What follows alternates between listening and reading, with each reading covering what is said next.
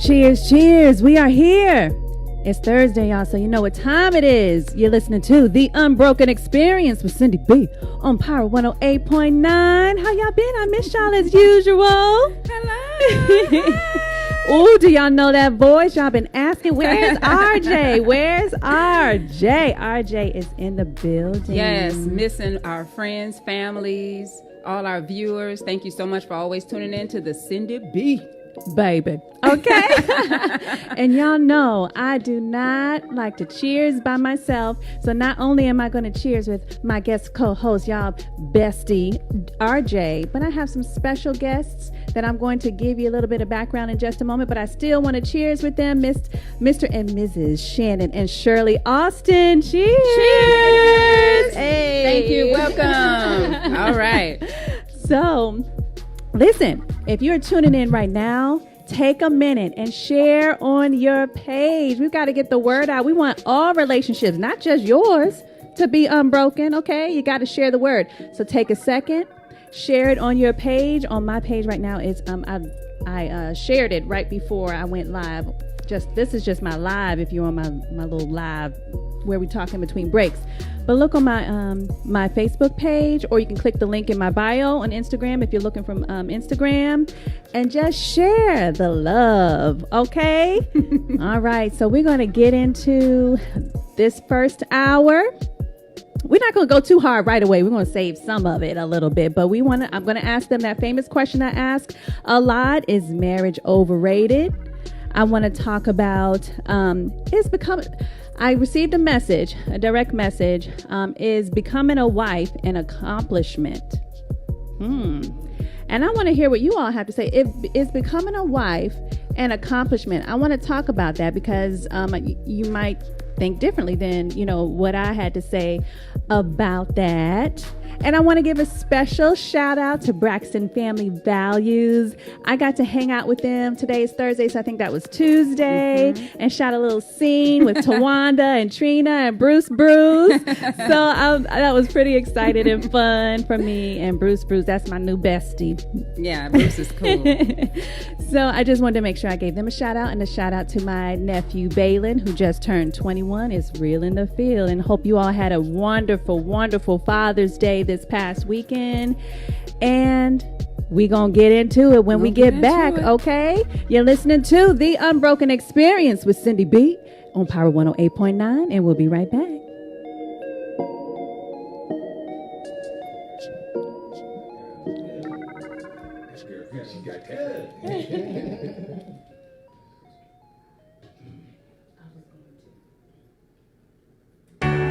Supersize Mike, I see you, homeboy. What up, love? I see you too, love. What up? Syndy, say what's up to Supersize Mike.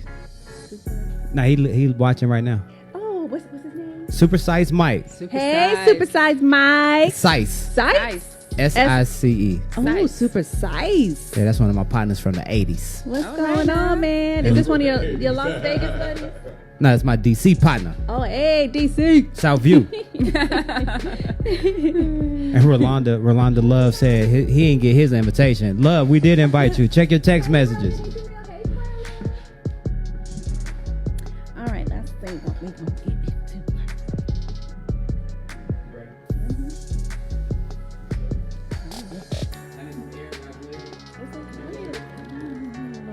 I be sweating.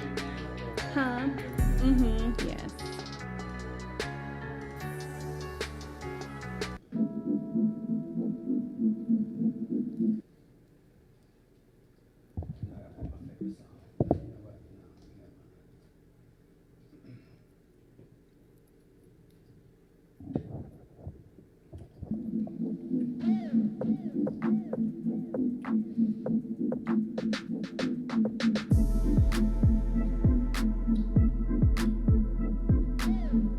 All right, you ready, Syndy? I'm ready.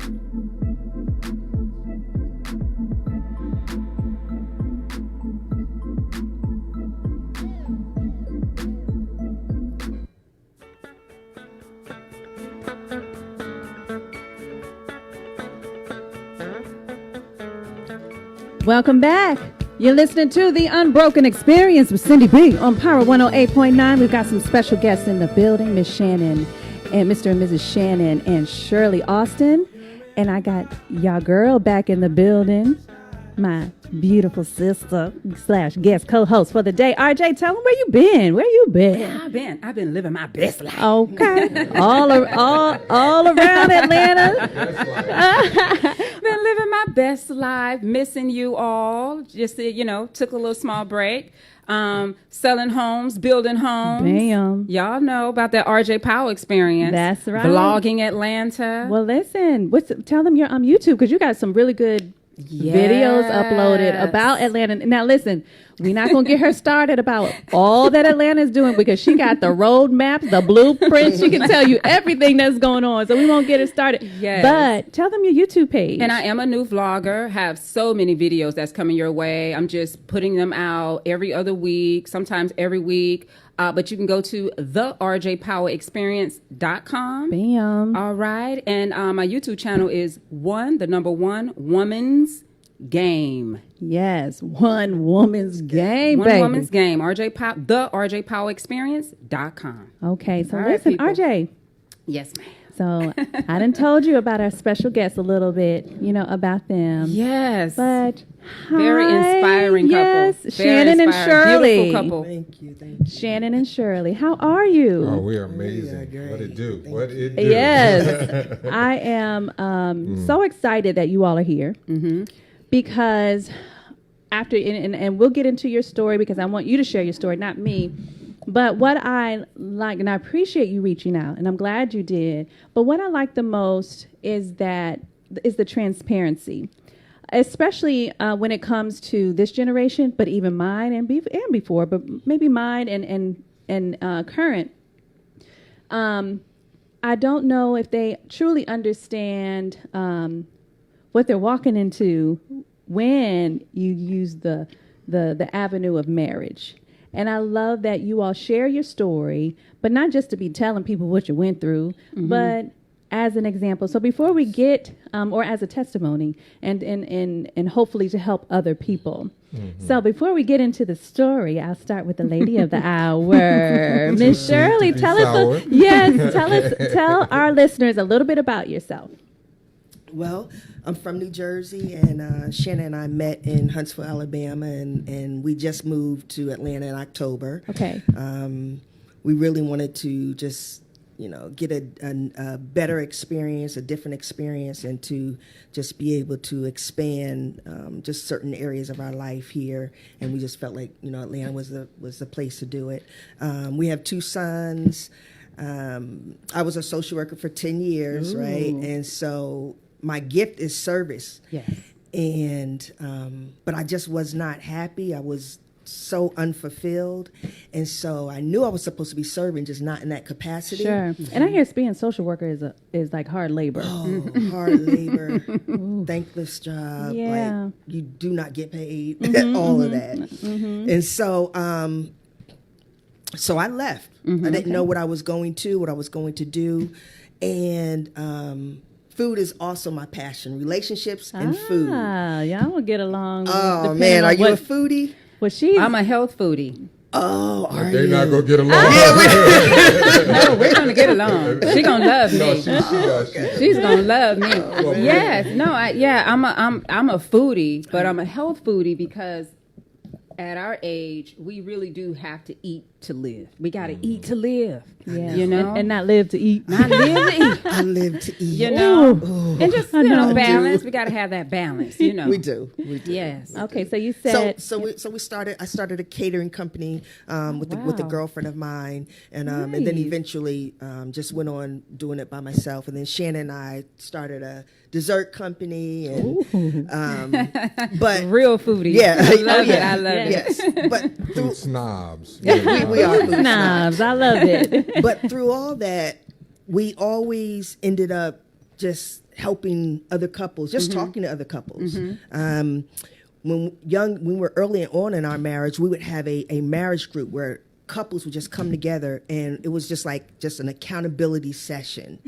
And that was just something that was just dear to my heart. That was my passion. Now, how did you start the couples group? Was it through church or was it through something else? I didn't start it. Who started that? Was that Eric and E.T. and it was a group of us. It was just friends. We just got together. We just got together. Right. Yeah. We called it the Marriage Club. Right. Okay. Yeah, it was dope. That was in Huntsville? That was in Huntsville. Okay. Yes, yes, And I yes. like the accountability session. Yeah. Because when you come here, you know, be real, be honest, be transparent. Right. Let's all grow and learn from one another. Right. Yes. You know, more couples, I think, should do that. We call a lot of the sessions we call lemon squeezes. So you go to a lemon squeeze and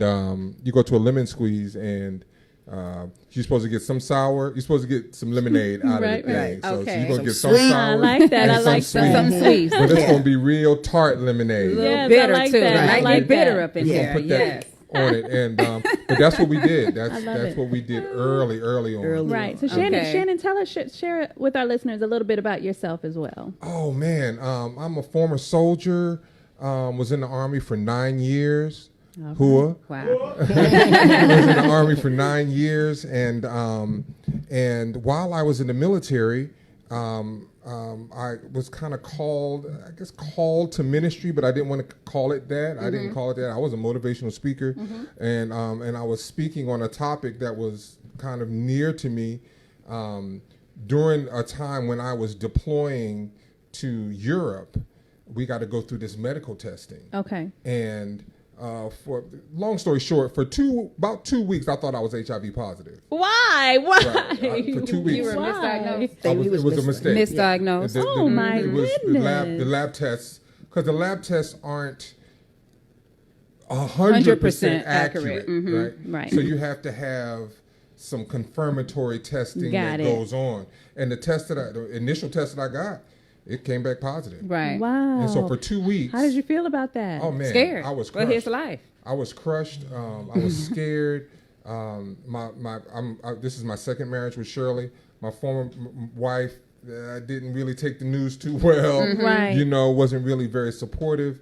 And I remember, leaving, telling her like tears was rolling down my eyes. Like, what am I going to do? Right. Well, how did And, how did I get it? But it wasn't even that. Yeah, I wasn't yeah, even on yeah. no how did I get Yes. it. Right. At None that of point, it's I like, was I just got like, Lord, what am I going to do. And then But I did for say 2 this. weeks? For 2 I said weeks. during that 2 week period of time, I said to God, whatever you ask me to do, I'm going to do it. I didn't want to barter with him. Sure.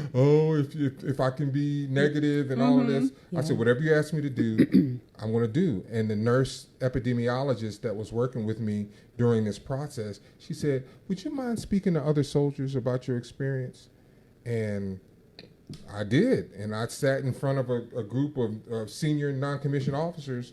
And it wasn't a dry eye in the room. Wow. And No one ever asked you, how did you contract it?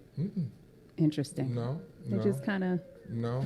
that's kind of far from the I was the a mind. hoish, but see, and Well, I during guess- that time, in that time, it was prior to it being HIV. It was called HTLV3. Wow. Okay. And so in the military, you had to get tested regularly. Got Yes. it. And Yes. I So was the discovery of you, and we'll be back.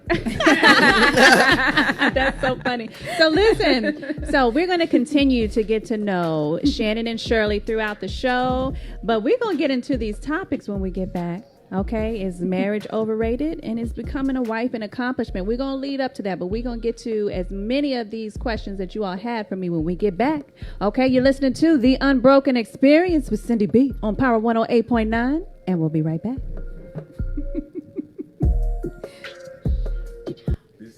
I'm just going to say it.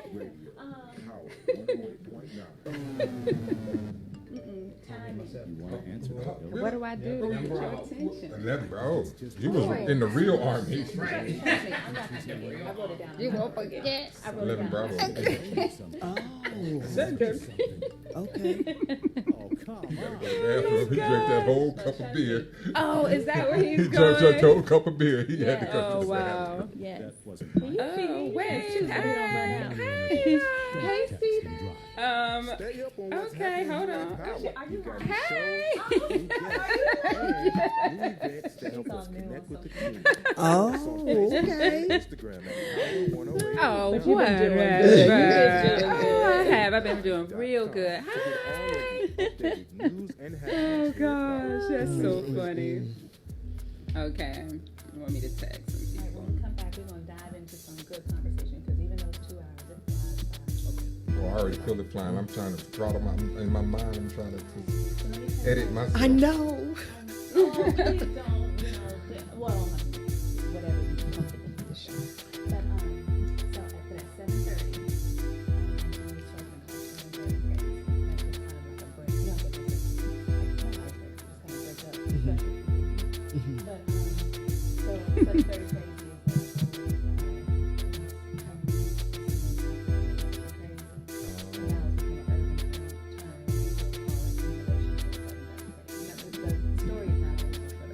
Basically, I read a story that I found in the news, and we all determine whether we think it's crazy. Okay. So, you sharing your 7:30 crack right before the 7:30 crack? No. It's a surprise. Yes. It's always surprising when she doing the 7:30. Oh. When I do the 7:30, she want to know what is it. Right. What you got? So, maybe another time, but isn't it crack? Let's talk about in the Dominican Republic, you have 8 Americans. Oh, people who get was missing. Is it 8 now? Yeah, and That let me is tell you, we crazy. travel. That's for So real that's crazy. it. I'm not traveling. I'm not supporting that country, especially when nothing's being done about it.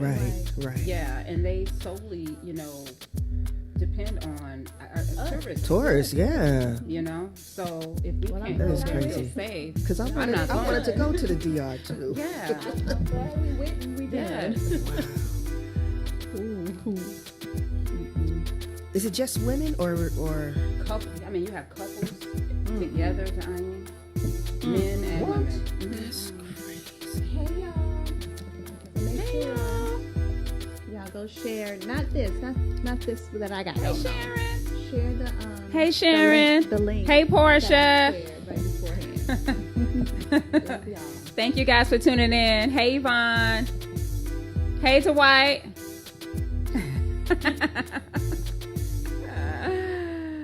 That Brewski got you? Oh, we got his food. Oh, man. Thank you all for tuning in to the Syndy B Show. I am guest co-hosting Syndy B? today, and you all can catch me on Thursdays. If not every other Thursday, you guys can catch me at least one Thursday out of the month with Syndy B on Power 109 on Power 108.9. Everybody. Who this? Who is this? Who is this? Who is that? What's going on with you, my friend? It's so good to see you. You ready? I'm ready.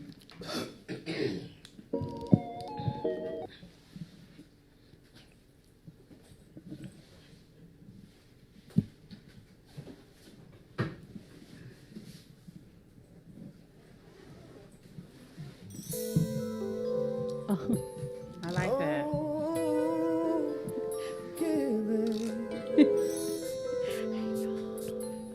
Say hi, Michael. Welcome back. You're listening to The Unbroken Experience with Syndy B on Power 108.9. Listening to a little Tyrese. Michael got us in here slow jamming, Yes. okay? Yes, he He's trying to does. really make y'all relationships unbroken, okay? make some babies at the same time. That's the kind of music we need in our life. Listen, That's right. listen. Before we get started, because we are about to get into the nitty gritty, we're not going to sugarcoat. We're not going to go around the mulberry bush. We're going to go on and get into it. But before we do that, RJ, tell them. Let's give a little shout out to our place that we're going this evening after the show. Yes, so we got to give a shout out, okay, to one of the baddest restaurant owners in Atlanta, in town, downtown on 14th Street and Peachtree 5 Church. That's Shout right. out to Iman and Val. This is going to be their 3rd anniversary. And the restaurant is where the old Shout used to be. That's right. And also into the Colony Square building that's being completely renovated. Go check them out. They got the baddest food. Ooh, I can't wait. When you go inside, the decor, the ambiance, absolutely And the beautiful. rooftop. And the ceiling, the entire ceiling. It took artists almost a year to handwrite words, scripts from the book of the art. Help me out here. Art The of Art of War. Okay. The Art of War. Oh, wow. It's absolutely beautiful. Wow. So please go check them out. So Yes, we're and going meet out us there tonight. We're going there right after the show. Okay, so listen. Okay, listen, Linda. We about to, we done our little introductions and all of that. So Yes. I'm going to start off. With you, Shirley. Yes, ma'am. I want to ask you, and it's something that I ask when I have people on the show that are really into their relationships, whether it's marriage or dating, especially if they're fresh into their relationship. Is marriage overrated? No. Okay, explain. No. I don't think marriage is overrated at all. I think that a lot of people who deem it overrated is because they don't know how to do it properly. Okay, okay. So when you say properly, let me share with you what a girlfriend of mine said to me, and she looks forward to marriage. She just says that she's afraid of it, not afraid of getting married, but she just is kind of anxious, like what is it really like, because she's not been married before. And she said to me, it seems like an endless effort to keep things functioning rather than just a grand affair that we see on the outside. What are your thoughts about that, Shannon? A lot of thoughts. She says, let me repeat, because I thought this was on the outside looking in, someone who's not been married before, and you see the big marriage and the beautiful this and that and the honeymoon and the honeymoon period and all of that, and then you see your friends going through the hard times later, and then maybe perhaps break up. And she says, let me repeat, it seems like an endless effort to keep things functioning rather than just the grand affair. Well, it's definitely not just a grand affair. But, I like to use analogies. I speak metaphorically a lot. And to me, it's like buying a house. Like when you go through the house and you get to tour the house and you do the open house and you're like, oh, I love this place. Okay. Right? When you make that decision, more often than not, you're not thinking about if the roof goes out, if the HVAC acts up, if there's a fire, if there's something catastrophic, if you live in some of these floodplains and all these other natural disaster type of areas. We just came from Huntsville, so tornadoes. Right? You're not thinking about that when you buy that house. No, Right. you expect your realtor to be thinking about that. But and listen, your realtor, the last thing your realtor is thinking about is telling you about that. Right. You know what I'm saying? And Not Yeah. this realtor, y'all. and so at some point in time, we have to realize that marriage, just like buying a house, just like having a career, it takes work. It takes effort. And all these the grand gesture of the wedding is just just a tiny a small part of what marriage is all about. If as a matter of fact, I think people should invest as much as they pay for their wedding. They should invest in their marriage. In themselves, So in their if you had a $50,000 wedding, you should spend $50,000 on marriage counseling, vacations alone, just the two of you, marriage retreats, enrichment, stuff like that to I help agree. keep the marriage going. I Because agree. it is a grand If gesture. we're gonna celebrate in the beginning, right? We need to Right. keep on celebrating. RJ, I want to ask you: do you think marriage is overrated? I don't think marriage is overrated. We talked about this a few shows back. Right. And my answer was I think marriage is underrated. Okay. For one of the very same reasons as your friend.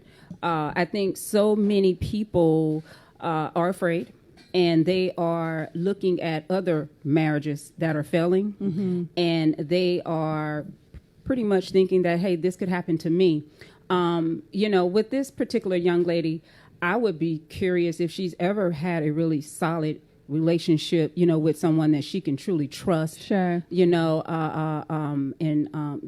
Has she ever really had that friendship in a relationship? Because if you've never had in a relationship, the last thing you can see is having that in a marriage. And when she Right. says it's just a constant, Endless effort. endless effort, well, dating is too. Yeah. Dating is too. Yeah. You're right. You right about that. So speaking of that, with her comment and everything that you all have shared, so how do we prepare for the marriage? We prepared great for the wedding. We prepare. We got notebooks, details. We talking to people, regularly. So I have kind of a twofold question, and I'll start with you, Shannon. How can we help people, whether our kids or our friends, how can we help them prepare for what marriage truly is, which is not the wedding ceremony and, excitement and all of that? And do you also think it's because people are not sharing in the right way what they're going through in their marriage to prepare our children for what a marriage, could be? Well, let me start off by saying that there's no amount of conversation, there's no amount of counseling, premarital counseling, that can prepare you for marriage. Okay. It's just the only thing that prepares you for marriage is trial marriage. and error. It's like you get in there. Now you can, don't get me wrong, you can have coaching, you could get direction, you could have some general framework, but at the end of the day, it is you got to get in there and experience it and That's right. do it and go through all the ups and downs and say, oh, this is what it means in sickness and in health. Right. Oh, this is what it means for better or for worse. And that's one of the questions that we ask each other, right, babe?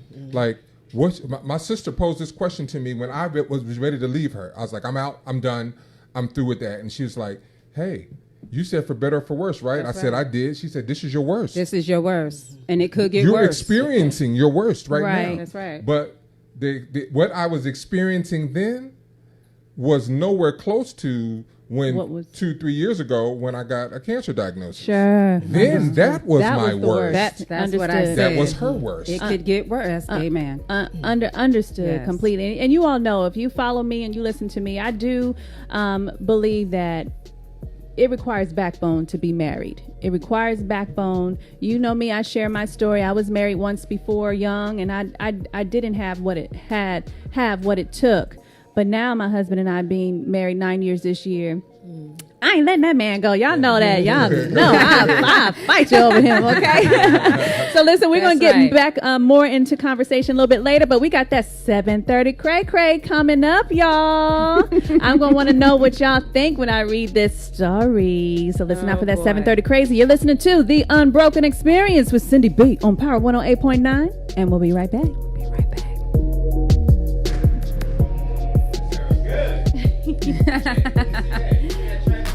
Hey, bro. Hey, Mike. Hey, Jeffrey.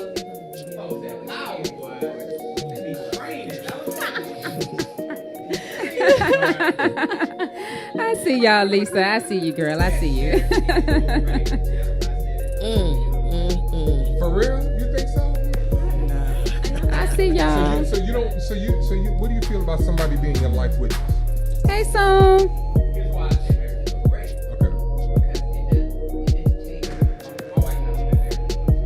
Y'all send us some questions, So ready to hear me married. especially y'all married folks. Okay.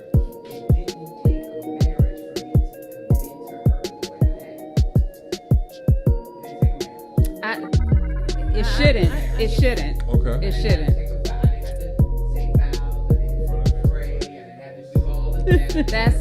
That's my life. That's my life. Amen. Right. Say it, Michael. Right. Yes. Oh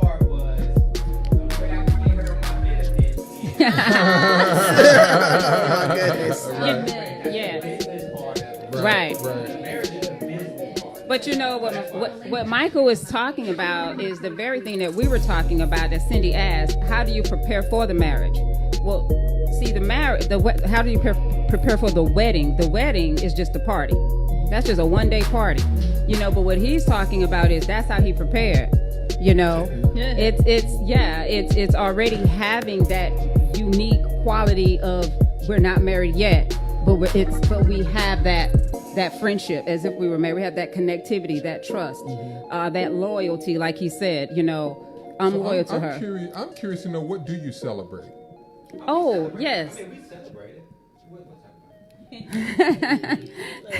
do. Wife and I do a podcast on Wednesdays. And they are, yes, husband and wife, sister and brother. They're like very funny, very funny. We love her. Oh, don't you do our friends like that. Yes, they have a great show. And you know, when you see a husband and a wife, you know, do a radio show, Yeah. you know, you don't know what to expect, but they have a wonderful show. Oh, okay. Yes, they really do. Okay. I know I'm not doing the 7:30 cray today. And here we go. Call me crazy one more time. Laughing while he does it. He turns to me and he says, Why so serious? Boy, you so crazy. this station is now the ultimate power in the universe. You ain't seen no sign of him being crazy, deranged.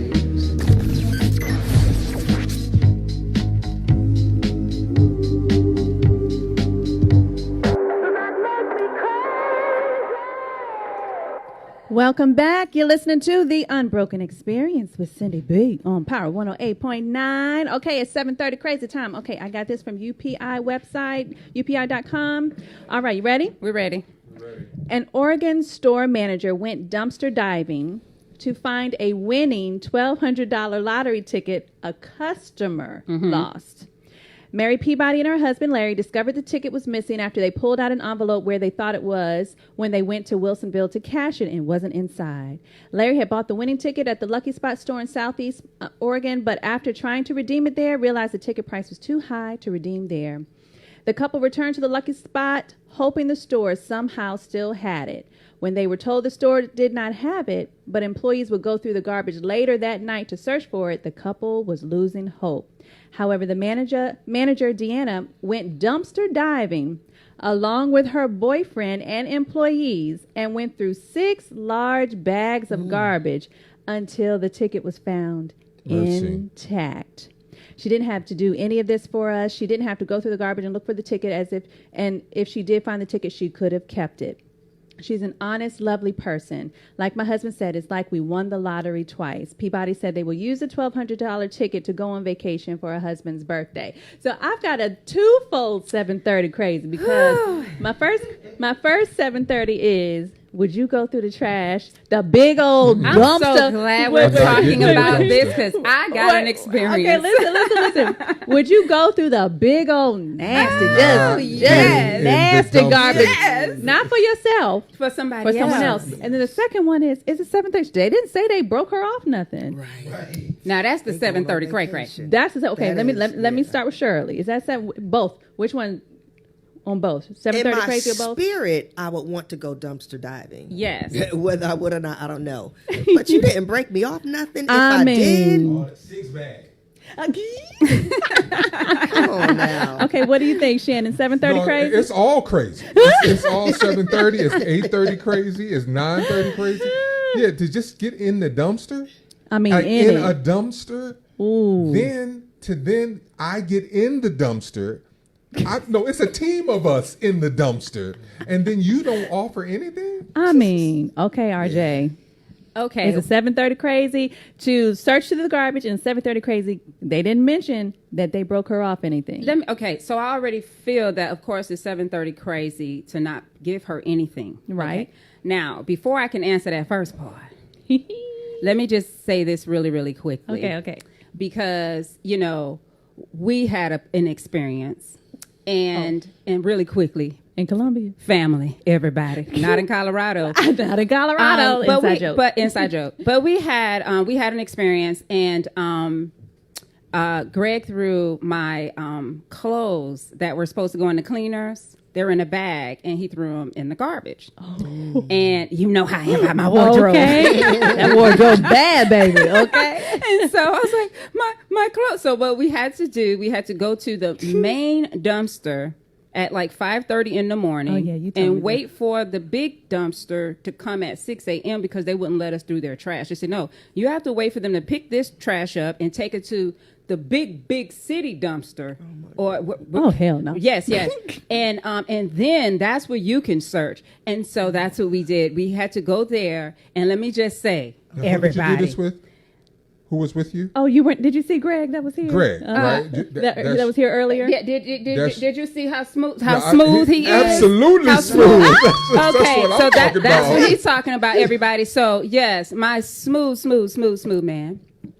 What he did, he did. He went out in that dirty funky trash. Oh my goodness. And it took almost an hour, but I was right there. I was right there with him. You was right there I watching wasn't, it? Like, right there, babe. You was Right there, You were his babe. cheerleader? See, now you know I'm a worker bee. I'm I a know, worker I bee, know, everybody. you are. But no, he told me, no, you stay right there. Don't you come over here. So I watched.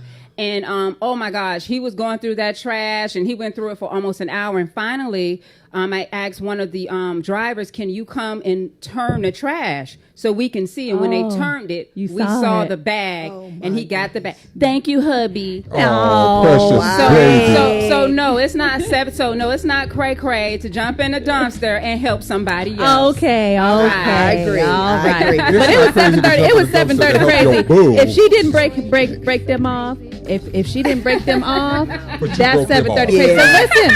So listen, you guys, if you're listening, if you can hear me right now, I need you to make sure you share that link that was shared on Power, on my page, on RJ's page. Make sure you share that. Not my little live stream that I got right here, but the YouTube link that I shared, okay? All right, y'all. When we get back, we gonna get on up, back on up in there, okay? You're listening to The Unbroken Experience with Syndy B on Power 108.9, and we'll be right back. See no sign of him being crazy. You broke him Right. off. You better have something special for him. Honey, did I go dumpster diving for you? Yes. It was important to her, I think.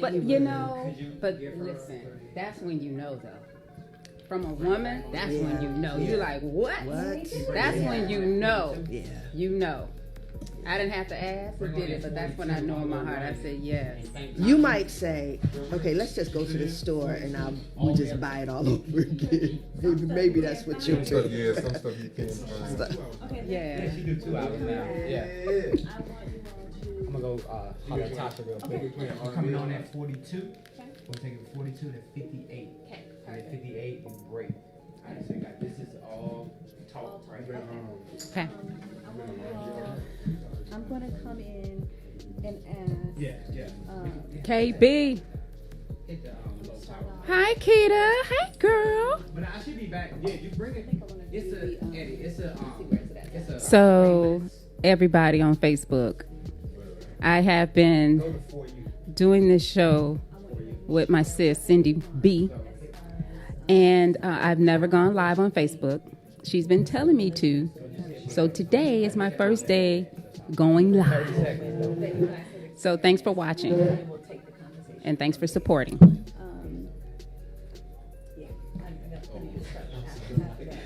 6 bags.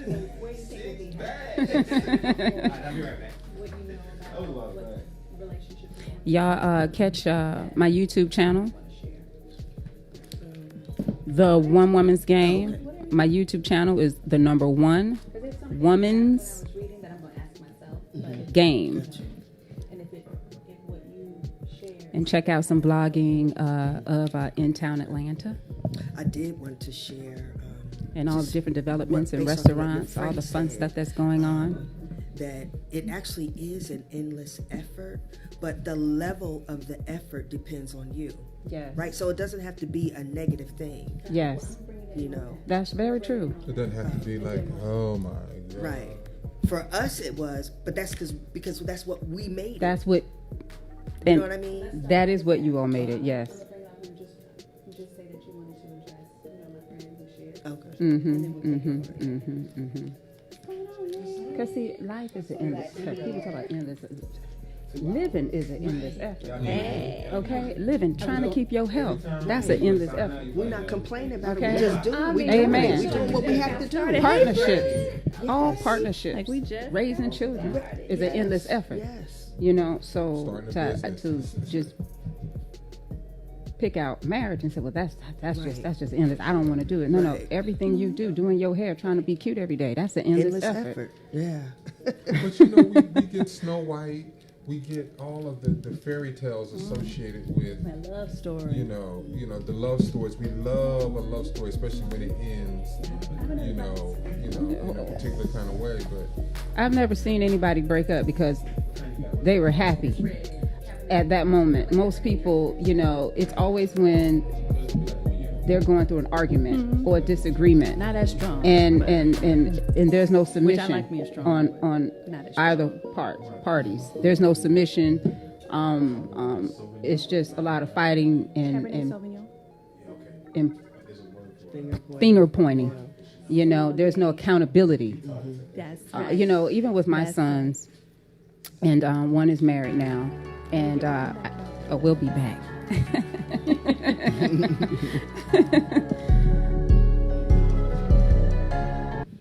Can't count up the times you blow Mr. my Engineer, mind. you're doing that thing, huh?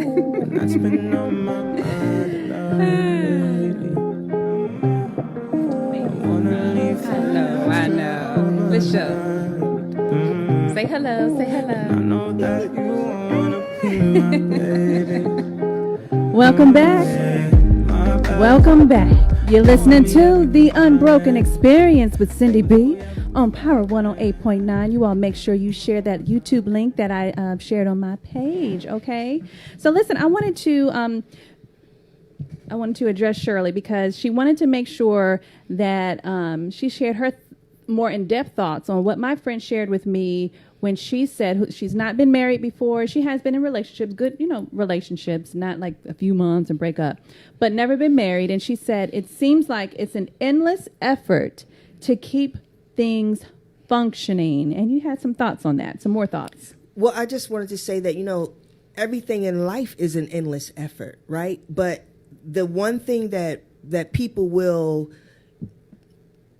quote unquote, complain about is that marriage is an endless effort. Okay. Right. And so then my question is, well, what value do you place on marriage? Mm-hmm. Right. And now when you look at Shannon and I in our story, that endless effort looks hellish. Okay. Right. But that's because we didn't have the tools. We didn't use the tools.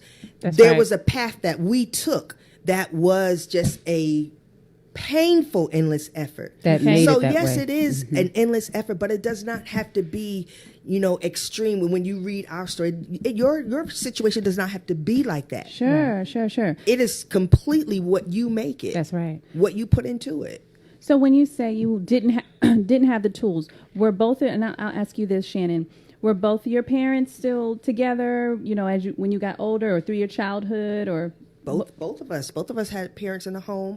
Well, you can speak to, they were different. I mean, we had parents. My parents were in the home, but the example, I didn't have much of an example of what a marriage should look like. Okay. Pops was on his thing. Mom was the primary breadwinner. Okay. She was the one out there hustling, making it happen, and primarily, and so it was complete dysfunction. Okay. Absolute dysfunction.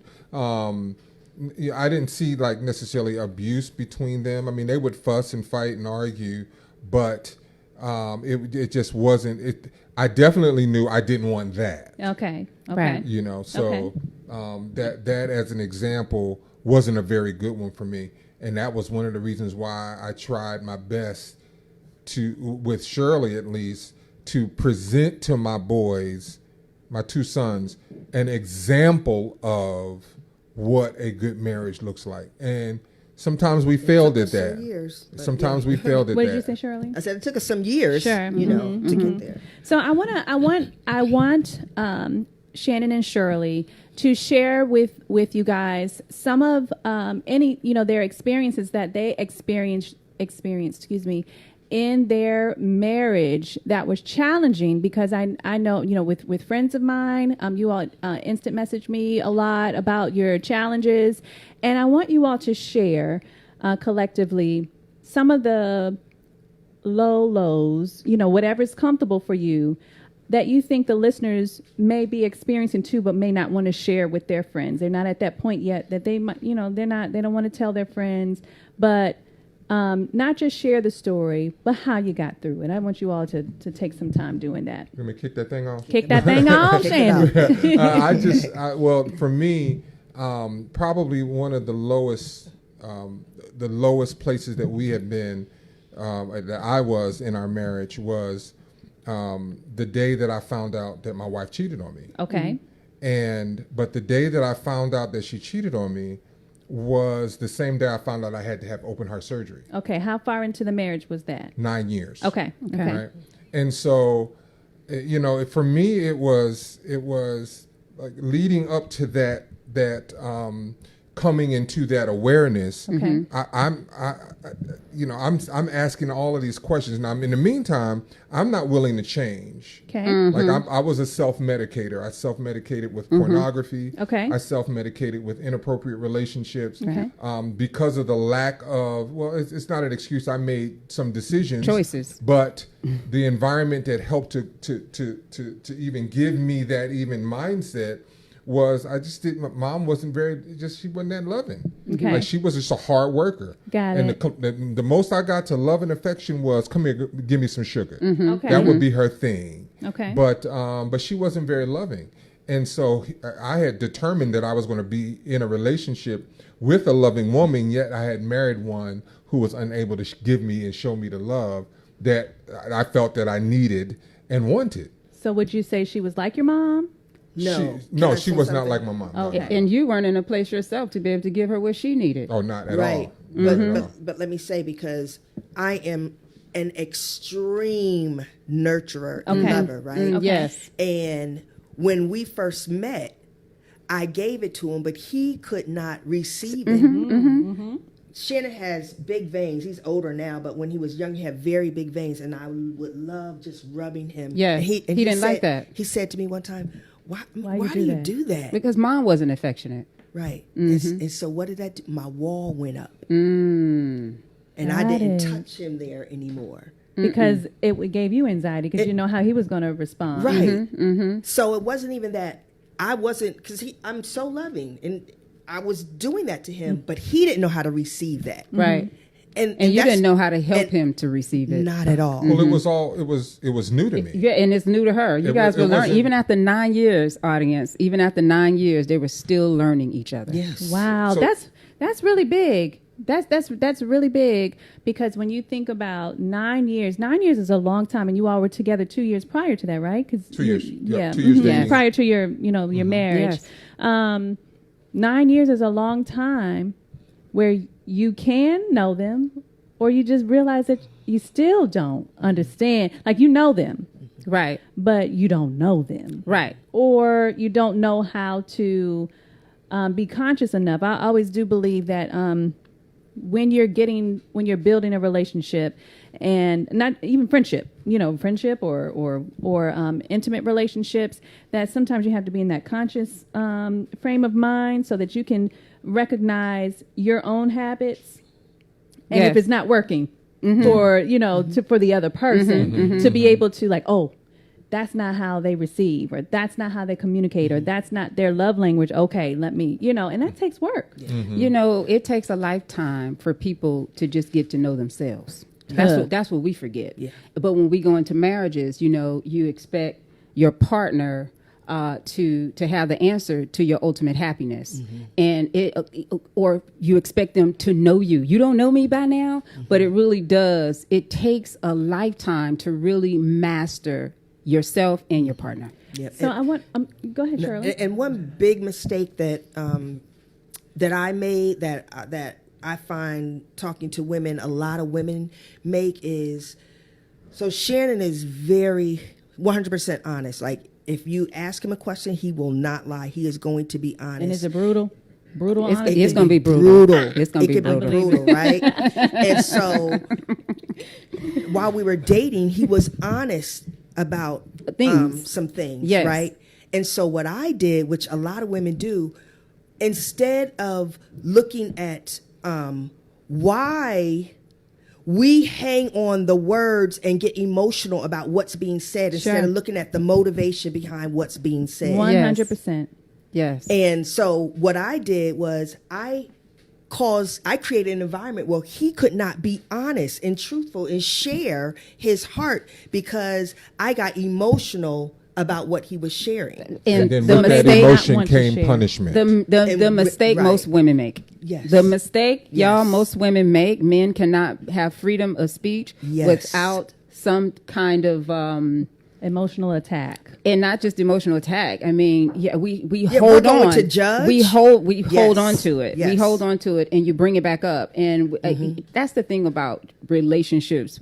If you're married or if you're just in a relationship, your man has to have the freedom of speech. You both should have the freedom of self to be who you are, and the freedom of speech to be able to say and feel how you feel, and be able to communicate that. Yes, I agree that it has to be that way on both ends. Yes. You should be able to be safe in your vulnerability with one another. And so that takes work to be able to do that.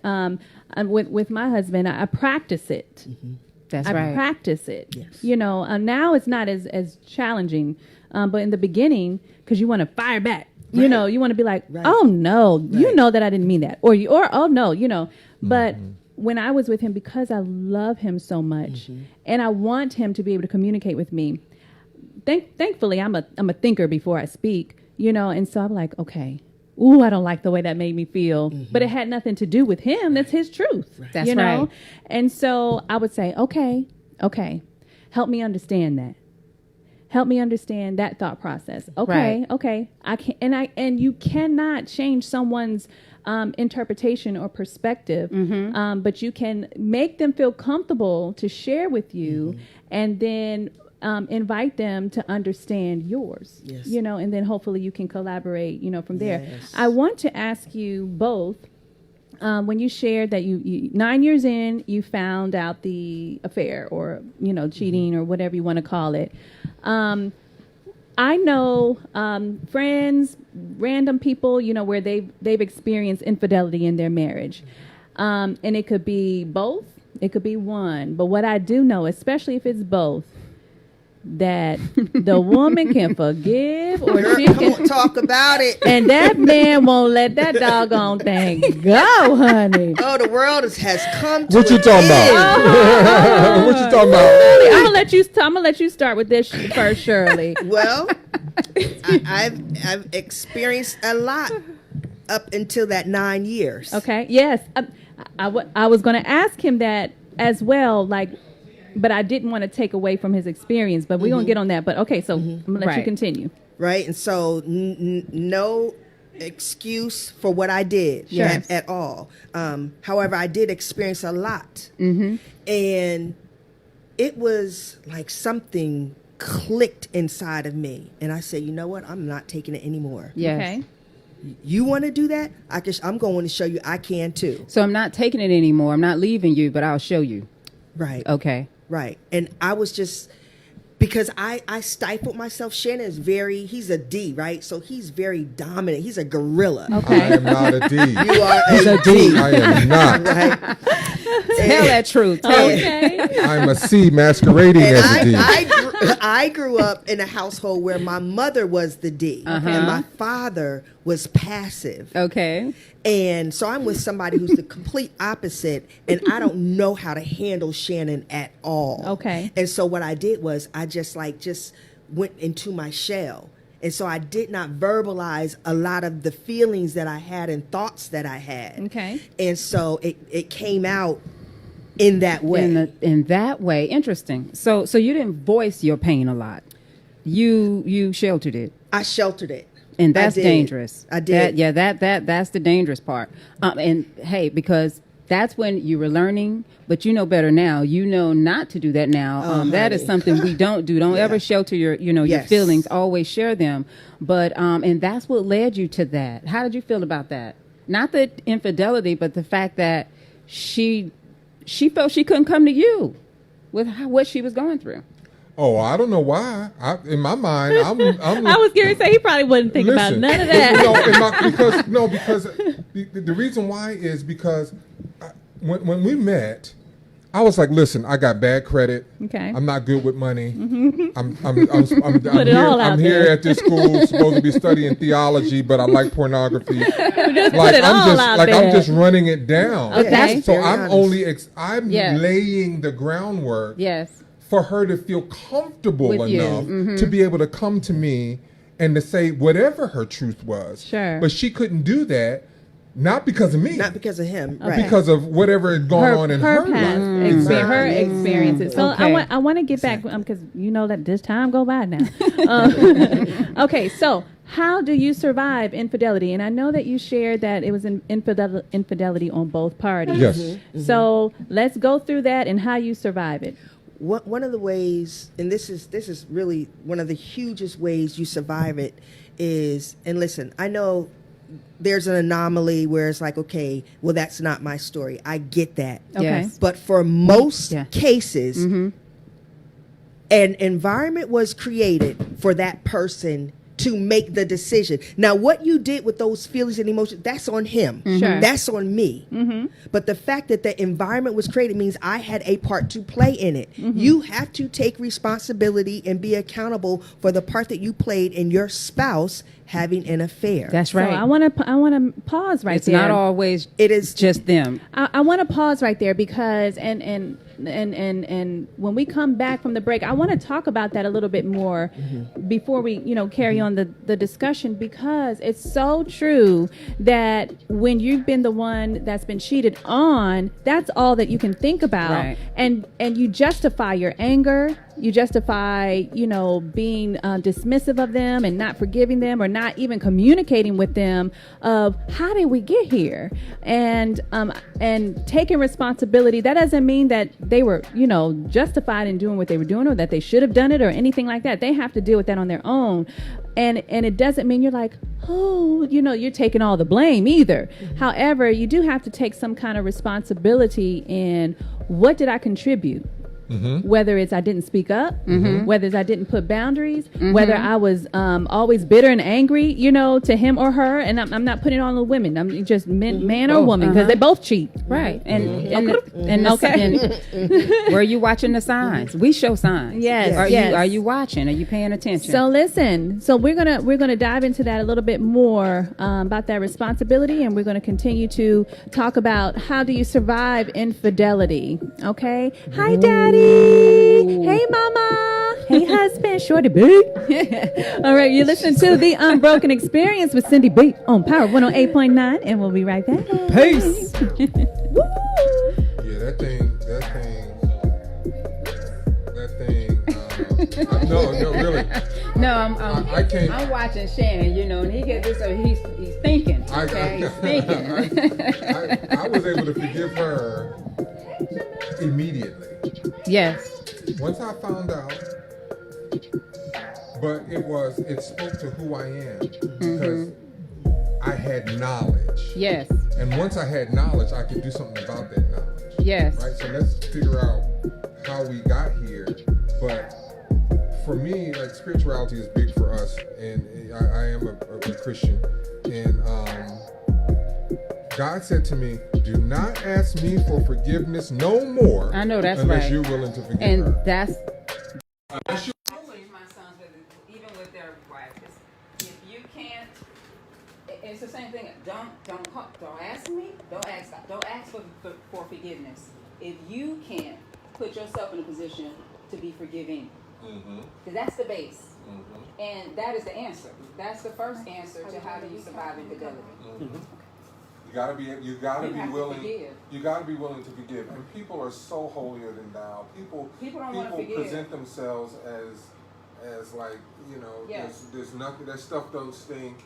And there's some people that would never, ever, ever, ever, ever, ever choose to cheat on their spouse. Yes. But those same people will watch their spouse suffering and not feeling love. Yes. And not feel a way And about it. that's the thing. That's the betrayal of vows where, yeah, I may have cheated and betrayed my vows. Yes. But you betrayed your vows too. Ooh, you just said something. You understand? Right. But the focus is solely on the cheating. You divorced me emotionally. Right. You may have divorced me sexually. You abandoned me. Exactly. You abandoned our intimacy. Oh, y'all got to say this. Oh, yes. We're about to come back. Yeah. Yes. Okay, we're at the top. We at our second hour already. Oh my gosh. And then I'll bring us back in discussion. We could be on here about 5 hours. On this topic. Boy,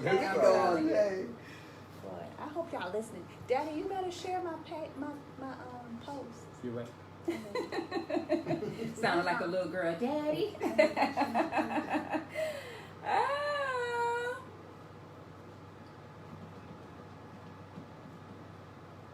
Y'all forget. Welcome back. You're listening to The Unbroken Experience with Syndy B on Power 108.9. Y'all, we are already into our second hour. Okay, this time goes by fast, and we want to make sure that we maximize the value of our conversations for these couple hours. So you have missed some good conversation. We have our special guests in the building, Mr. and Mrs. Shannon and Shirley Austin, and they are relationship coaches, marriage ambassadors. You all have a book too, right? It's coming. It's like right ready to go to press. Okay, so they have a book coming, and best believe I'm going to post it once it's available. And we have my girl, my sister, my guest co-host for the day, RJ. Where my mic at? Oh, here I am, y'all. Turn up mic up now, okay?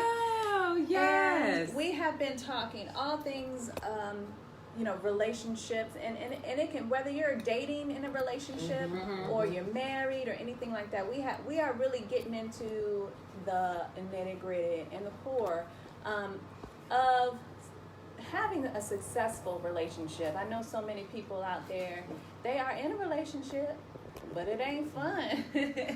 But We got a question. oh, we got a question. Yeah, so we have a question from Michael Hodgins. Okay, so Michael wants to know, Shannon, how could you forgive your wife so quickly after the infidelity? Didn't we just?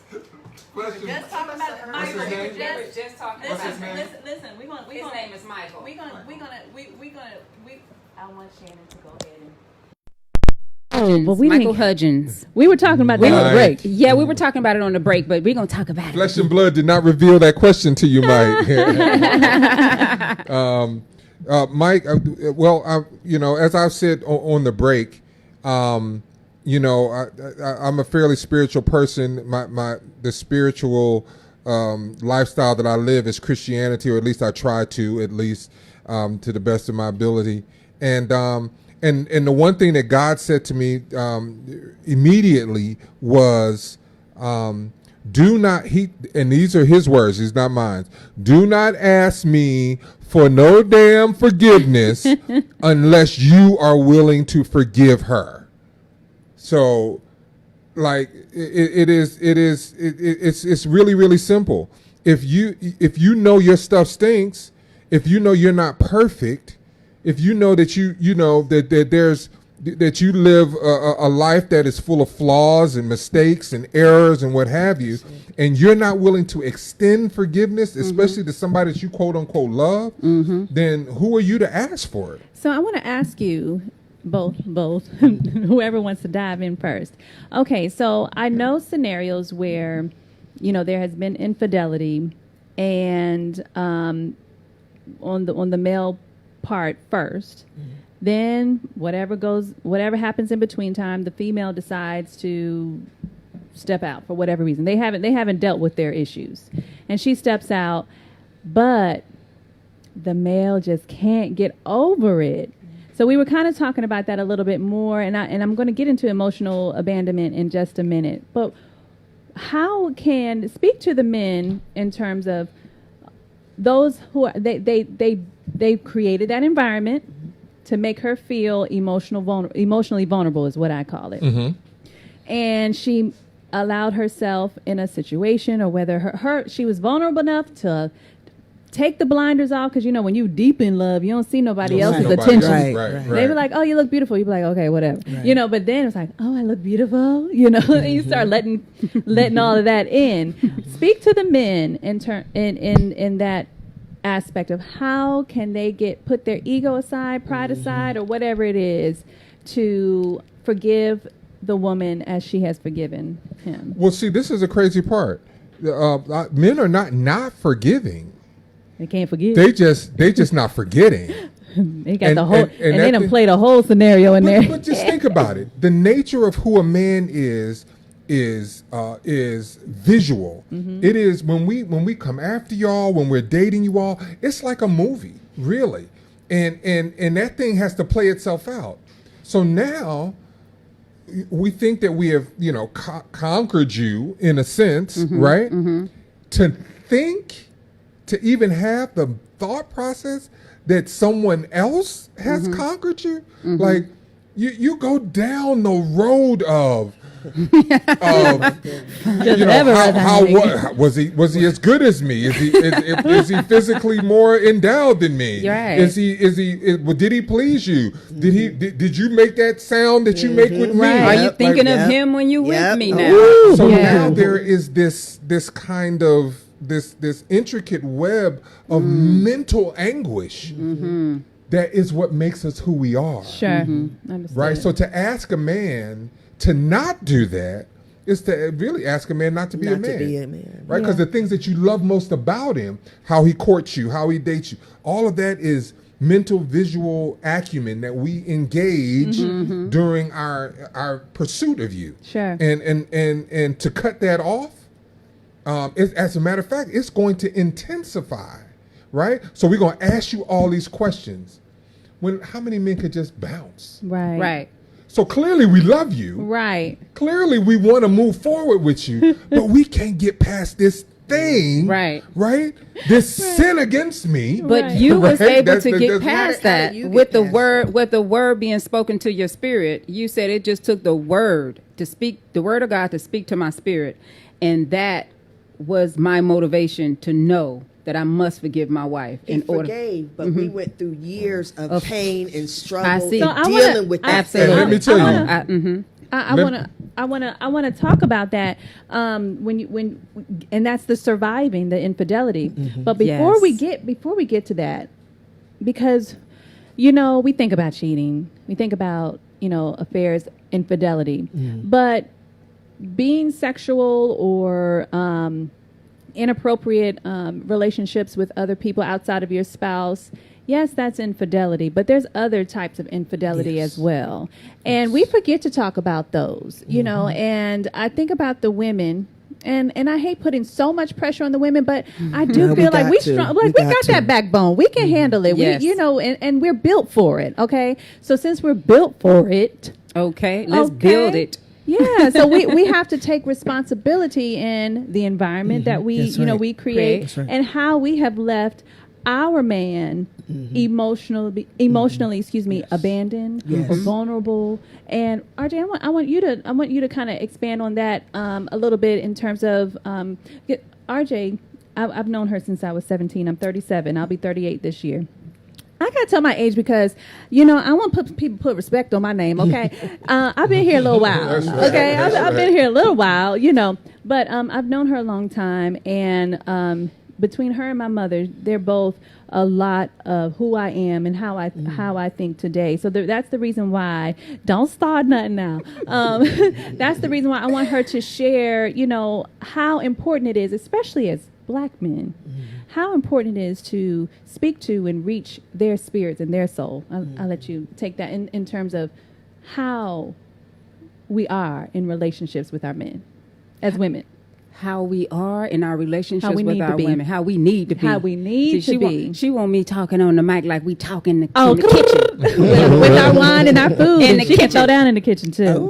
Oh, don't tell the word. Oh, I'm telling. Well, one of the base foundations I've always even told Syndy from when she was a young woman, always be studying your man. I'm going to start there. Okay. Always be studying your man. So many times we go into relationships, like I said before, thinking we know who they are, or we expect them to be a certain type of man for the woman we think, he deserves. But so many times when I watch relationships, or even when I'm maybe doing some counseling myself, or even some self-reflecting, I just see that, and again, we don't want to put too much on the women, but again, we are built for this. We can handle this. I just feel that more of us really need to study our men. Now, I'm going to go back to when you all were going through that 9 years. I'm going to talk about the 9 years because, like you said, hey, you have been through some stuff, which tells us he was taking you through some stuff, okay? But your breaking point was 9 years later when you decide, I'm going to put him through some stuff, okay? So leading up to that, I think there was a lot of things going on where you was paying attention to the man you had, okay? And you was doing what you needed to do for the man you got.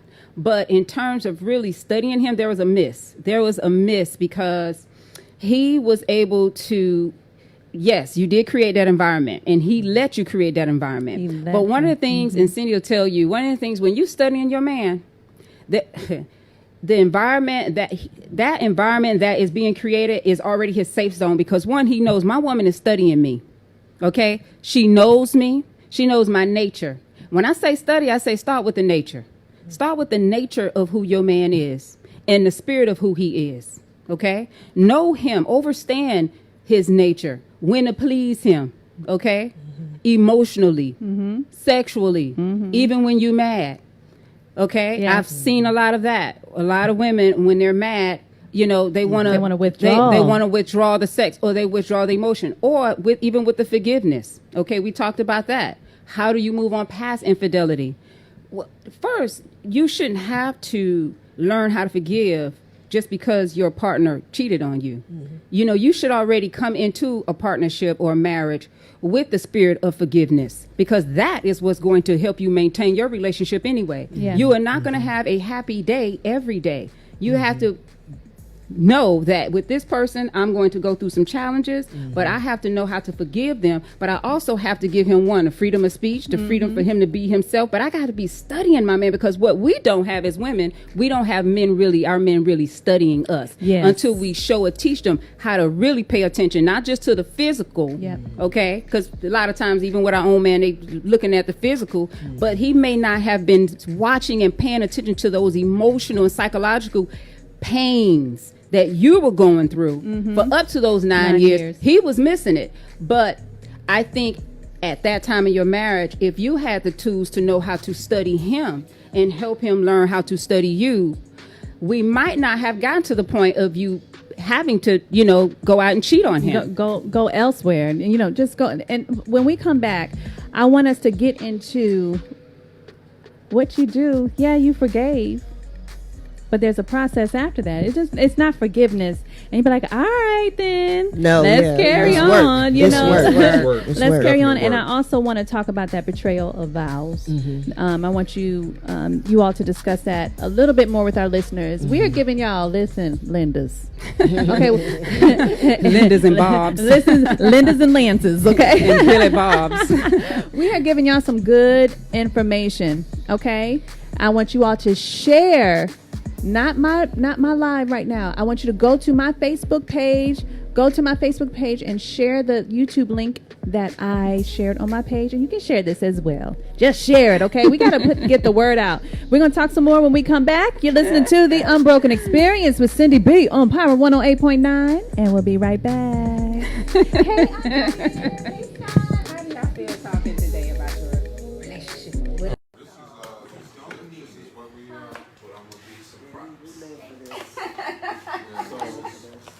A lot of times, especially the new show, the transitions, they'll announce it to the point where it's awkward. Okay. The transitions are incredibly smooth, going into the next topic, next segments, and coming in and out. They'll be saying something, oh yeah, we're moving on to the next topic. Don't say that. Don't say that. I'm like, oh, is Is that music? Oh, I that's got a great music coach. right I here. got a Right, great coach. yeah. Tell me it's time to go. So you doing the background. Thank you. Three. Okay. The one thing I would that was key for me, and I would say this to her all the time. And now that when I hear her coaching, Yes. I hear it coming back, and it's just Yes. like it's almost kind of weird hearing it Right. because I preached it for so long, but she fought it for so long, and now she's embracing it, right? Right. And I would tell her, if you treated me like you treat our sons, you would get so much more out of me. She was just so patient and kind. And what I loving. did was, I said, "You a grown ass man. I'm not gonna coddle you for years. No, you a grown ass man. You don't need that. You're not. They kids." I just talked with a couple. I promise you, just last week, and the same type of thing. She was going off on her husband, yapping about what she ain't gonna do, and you're grown man, you this, you that, you this, and I'm just watching, and this. I had to, and it worked. I counseled them back to happiness because they was fighting. But you know, one of my messages to her was because it all stemmed from her husband. He really was just trying to get some rest. He had been working. He had the flu, and when she was ready to go, she was ready to go. We have to be so much more patient. We have to be patient with our men. Be patient with our men. Let them be who they need to be. Let them have their space. We even talked about that, about allowing our men to have their own space. And we need to understand really what manhood is, right? Because I was not clear on what manhood was. Right? Shannon is very in tune to his emotions. I looked at that as a sign of weakness.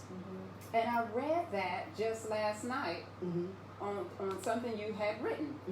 Yes, ma'am. And you were talking about how you had to create, that space for him to feel like he was safe. And for me to change the narrative and say, no, he is a damn he's a strong man. He is a very strong man. He's one of the strongest men that I ever met in my life. But you have to accept that he can. But it's okay for him to be emotional too. Yes. But and it's the depth of I am an emoter. Like all men are. To think that men are not emotional, It's crazy. It's just how you access those emotions. We are equally as emotional. Yes. But we have to we have to protect that because when it's time for us to protect, we can't be getting all emotional. We got to be focused. We got to be in there, right? Yes. But that emotional presence. I'm a heavy cat. I'm heavy to deal with. I love it. Right? I love I'm it. heavy, and let me tell you, I'm a heavy cat.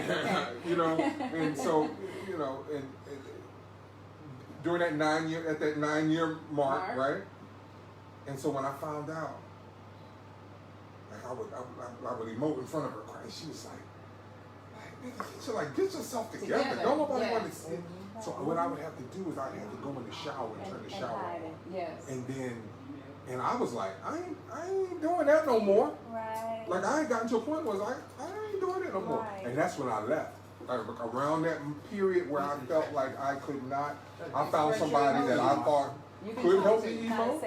And then I was just like, and that was just as unsafe as a crack house in the middle of Atlanta. But I thought it was safe. Hey, Aubrey today. What's up?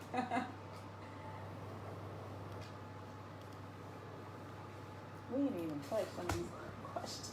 I know we have so much to talk about. Time is like we have not super touched duper on fun. everything. We never can finish. Because, only like 45 minutes and we got breaks too. Damn the breaks. No, you need to reset. Okay. Yes. Because if you don't, you.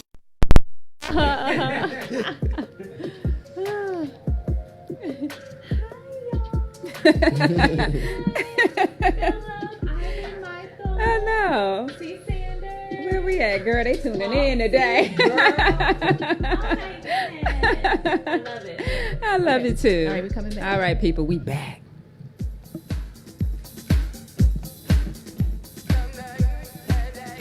Welcome back. You're listening to the Unbroken Experience with Syndy B on Power 108.9. We've been having some real good, okay, discussion. And we were just laughing and just talking about, we had some good conversations on the break too. Yes. And I can't bring it all back because we got other stuff we got to talk about. Right. But we're not going to be able to get to everything, y'all, because we don't want to jump from, conversation to conversation and leave things unfinished, but we'll try to do our best. Okay. I want to, before we switch gears a little bit, I want to have you, I'll start with you, Shirley. Talk about in relationships, whether you're dating exclusively, not dating a bunch of people, but dating with a purpose or married. Talk about emotional abandonment and how that affects the journey of your marriage. Yeah, that's definitely one of the things that we dealt with. And like we said earlier, Shannon is very vocal about how he feels, his thoughts. It was never a secret to me what I wasn't doing in our marriage and what I was doing that he was pleased or displeased with, right? Okay. And so just the fact that I did not place any much value on how he felt, was me abandoning him emotionally. Sure. See, when we work with couples, we have this thing that we call the hamburger syndrome. Okay. And Shannon would say to me, if I ask you for a Big Mac and you bring me a Whopper, like a hamburger's not a hamburger. But for me, a hamburger was a hamburger. I'm like, you got the bread, you got the meat, you got the tomatoes, you got the lettuce. This is amazing. It's a burger. Right. You understand? But was no love with that burger. But he was like, you got to no. put that love on that burger.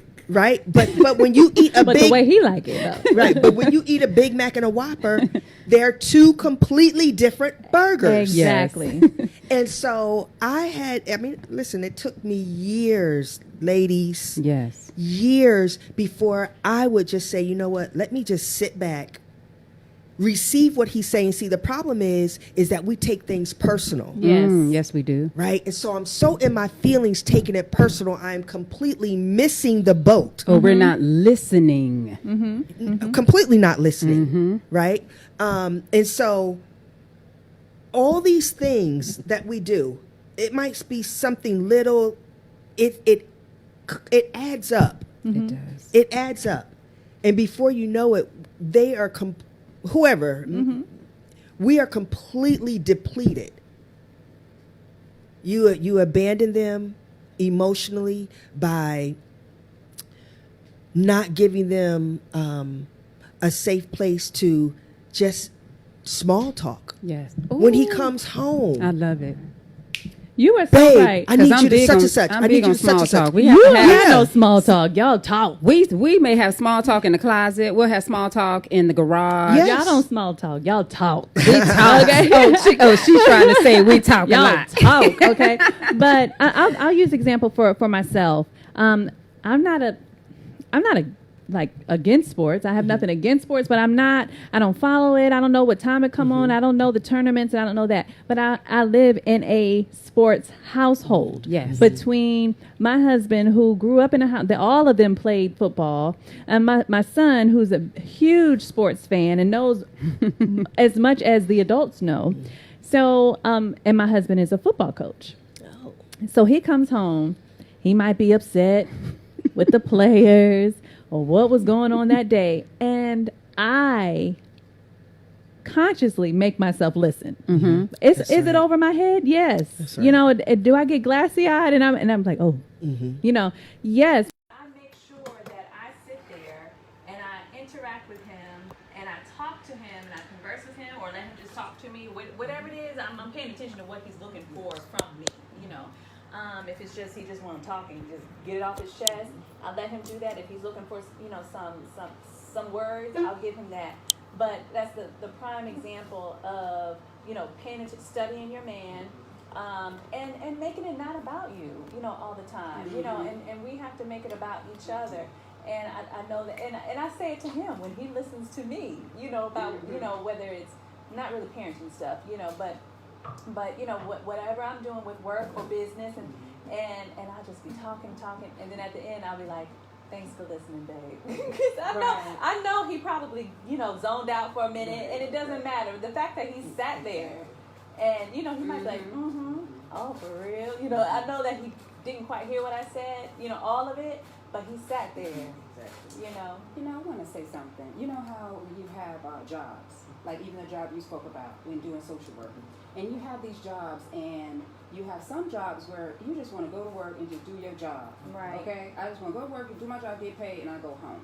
And then some jobs you have where you just can't wait to get to that job, and you're going to do more than what they ask you for. And even if they didn't pay you that week, it's okay. I just love coming to work. Sure. It's the same thing with partnerships, with marriages. Some of those marriages and partnerships you go into, and you, like your friend said, what's the use? But you stay in it because this is what I have, and you go day to day and just doing that job because that's just a job you have to do. And then some partnerships, marriages, you can't wait to be the pleaser. Right. You can't wait to be the submissive. Right. You just can't wait. And I always say, everything you do with your partner, put love in it. If you cooking for your man, well, first, y'all know I'm a health guru, okay? Don't be cooking for him with the bad oils, okay? All Don't that get her pork, started, y'all. okay? And killing your man, okay? I'm just gonna say, but learn first, know how to cook for your man, okay? So he can live long for you. But when we go into these partnerships and into these marriages, put love on it. When you make that food and you cook that food for him and you serve that plate, don't just throw that food on that plate. And Syndy know me. You don't throw that food on that plate, okay? You have to wipe that plate. Everything has to be placed. I mean, when he get that food, it needs to be like a chef served him that food. Well, everything he does. Tell them what I do when love. Yes. He is very particular. I can give him a plate of food and he'll say, you did not put any love into this. Oh, he literally will not eat it. And we have to pause. Ladies, listen to these men, listen to me. Put that love in it because they can tell the difference when you're not putting that real love, not just in the bedroom, but when you're not putting that real love even in the kitchen. Listen. Because my blood pressure just went up. Shoot up. But you have to know your triggers, right? Mm-hmm. Okay, so I was married before, and nothing that I regret, at all. We both didn't have what it took to stay married. However, I, took the words, and I'm in that kitchen, but sometimes I was in that kitchen, I was cooking, I was cleaning, I was sexing, I was doing it all, okay? I was doing it all, I was in that kitchen cooking with heels on, baby, okay? Syndy said I was following the instructions, okay? Big sis said, do it like this, I'm doing it like that, okay? But, obviously there were certain things missing, but, I had the outer part, together. But, and he was not, he was not, receptive. Well, no, he was, but if I didn't do it perfectly each time, I remember him saying to me one time, it was one of those, we both worked, at that time. Shoot, we get home at the same time, almost the same time, so I'm running in the house, trying to throw something together real quick, and I remember us sitting, we would sit and eat together, and I remember him sitting like this, looking at the plate. He's like, oh, I got her some mashed potatoes, a piece of meat, some peas. This ain't. No, it wasn't even like that. It was a meal that he liked in the beginning, but a girl had stepped up my game, and just really, doing stuff, as far as in the kitchen. But it was one of those, he about to be home. Let me put something together as quickly as I can. I know he liked, but he ain't had that meal since the beginning of the relationship, And so he looked at me. I was like, what's wrong? And he was like, and he was like, I just feel like you didn't put your heart into that, or you didn't put love. And I was so devastated. I know, because if you say my food, I've never had this comment, but if you say my food wasn't good, that's not what he said. I know, but if you just say that, Oh, You won't hurt my no, feelings. you won't hurt my feelings if you didn't like it. I won't say nothing. That part won't, man. Like, Daddy, did I miss some salt? Like that part, I can work with. Like, okay, what was missing? And I can do it better next time. Yeah. But you haven't even tasted it. Right. And to me, it was like you were not considering all that I did to make sure that our schedule didn't get messed up. Right. That you still to make sure you still had had a food hot meal. and I didn't pick up order. I still ran home, and made it done. So that kind of, put a little, that wouldn't work with me. My husband said that to me. It would not work for me. It go both ways. Sometimes we have sometimes, they may not be as considerate. And that's where, we have to, charge that one to, like I said, charge it to the game and say, well, maybe he had a bad day too. Sure. And this is just one of those days. One of them days. Well, here this would give me a real funny take on that, right? Okay. Right, but I'm somewhat of a perfectionist, so I have to watch what I say. I'm very obsessive compulsive. I pay attention to detail. Okay. But there's never a time that a pilot can have a bad day. Okay. You expect that plane to get off the ground, fly, and land perfectly.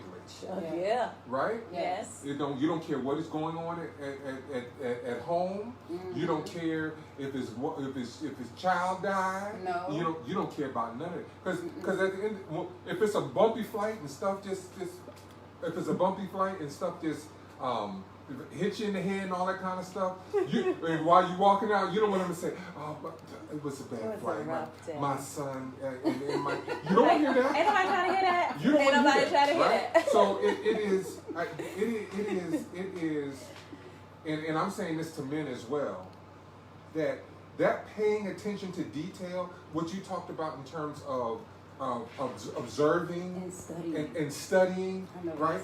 Paying attention to detail and just always operating in excellence. That's right. There's never a moment So I that have you a question. shouldn't operate in excellence. I have a question. So, can you train your man or woman to expect certain things that cannot be kept up long term? Yes. That's an easy one. But see, the thing. Let me ask you this question: can you define can't be kept up? Well, you said perfectly. You say 100%. So to me, I take that literally. I am a literal person. If you use the word this, I mean this, not those. Somebody. Right. I got you. My husband knows. I got you. He's like, well, you know what I mean. I'm like, no, the word you chose was. Right, so that's what I take it as. I get you, right. So for me, if someone says to me, I need to be 100% and perfect and excellent, I expect number one for them to be the same. I don't really. But if you're expecting it of me, then I expect it of you. So if you don't really mean 100% flawless, but you just mean you gave it your heart, that's two totally different things. So I just want to make sure that with our listeners that we're making it clear that what you mean. So I don't want to put words in your mouth. Do you mean that your wife has to be 100% perfect, excellent at all times? Or are you saying that you expect her to be 100% her heart, whether it is physically 100% or not? Just want to make sure we're clear. Well, Were you asking any of that? Well, when she can't be 100% emotional. I don't think anyone can be 100% of anything all the time. Well, I got the ladies in the house, and I know I might piss y'all off, but let me say this: Have you guys traveled abroad? Yeah, we have her back today. Have you guys traveled abroad? Yes, you've traveled abroad. Oh, yes, right? very much. Avid travelers. And I know you're a foodie. I'm a foodie, and I'm a traveler. But listen. For the most part, yes, a Big Mac is the exact same in Philly as it is in Paris. Do you know why? It's not. It's the a Big little Mac different. here might be the GMO Big Mac. I understand. Generally speaking, you can have at least close to the same experience, right? Absolutely. Why? It's because they have developed a system, right? So that whoever you plug into the system, it's going to be a Big Mac. You put the sauce on it. You assemble it this way. It should come out this way. Okay. So, can you be perfect all the time? Like 100% perfect all the time? No. But I think that oftentimes people rest on their laurels and become a little bit lazy in their approach to their love. Now that I can roll with that.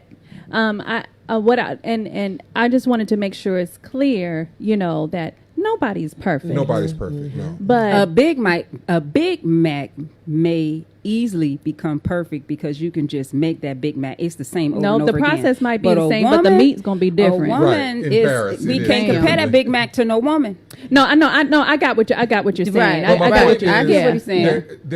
If you create a system, I believe in a system. Then it really should be the exact same every time. If you do there should be, if you buy eggs from Kroger and then you got some organic eggs, and then you get organic eggs, you're going to get a little different result. Yes. Right. But for the most part, if your process and your love and everything that you put into it is the same, the outcome should be the same. I agree. I get and I completely agree with what you were trying to say. And so my husband, I know right to me. Yes, I know my husband's watching. He like, I know what you feel, brother. I know what you feel. Because I'm such a mean what you. I teach my kids, say what you mean what you say.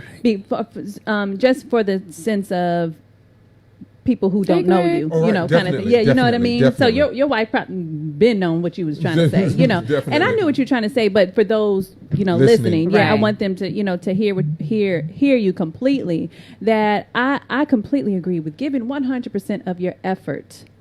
And it may fall short. It may fall short.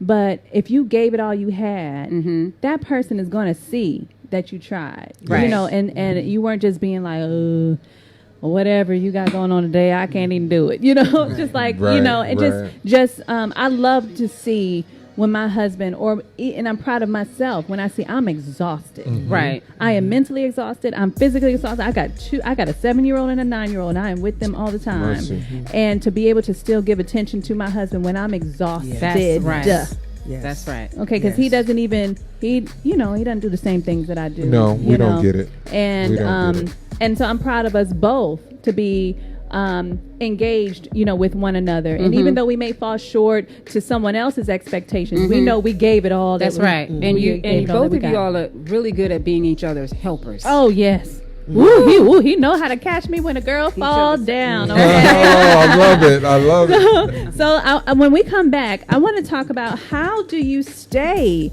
in an unhappy relationship to get to the other side. That's right. How can you... Like Shannon and Shirley. Yes. How do you stay in it so that you can see the fruits of your labor? You can get to that other side and be living your best life after that. So listen, you listen to the Unbroken Experience with Syndy B on Power 108.9, and we'll be right back. Okay. I wish I could hear what he's going. We can share a little bit. No. I want you to hear what he's playing. Go ahead and check it out. It's just the outro music. Well, this one, he's playing. Yeah, it's just the outro music. When we come in from the breaks this week, it's your regular song. Yeah. I hate how I sound. Musica. You can use. Listen, we're gonna have to pay you. We're gonna have to slide you a little payola just to come up here and talk. Hello. Be one of my regulars. Don't start once a month because you can't do it all this. Yeah, you can. Okay, so we have from Philip Walker. We have several people. They chiming in. They want to know. Philip And Walker, folks, one of my old clients. Hey, Philip. Philip says something as simple as that, meeting for a cup of coffee at Starbucks, can constitute infidelity, especially if your spouse doesn't know. I can't read the rest of it. No coffee without my knowledge.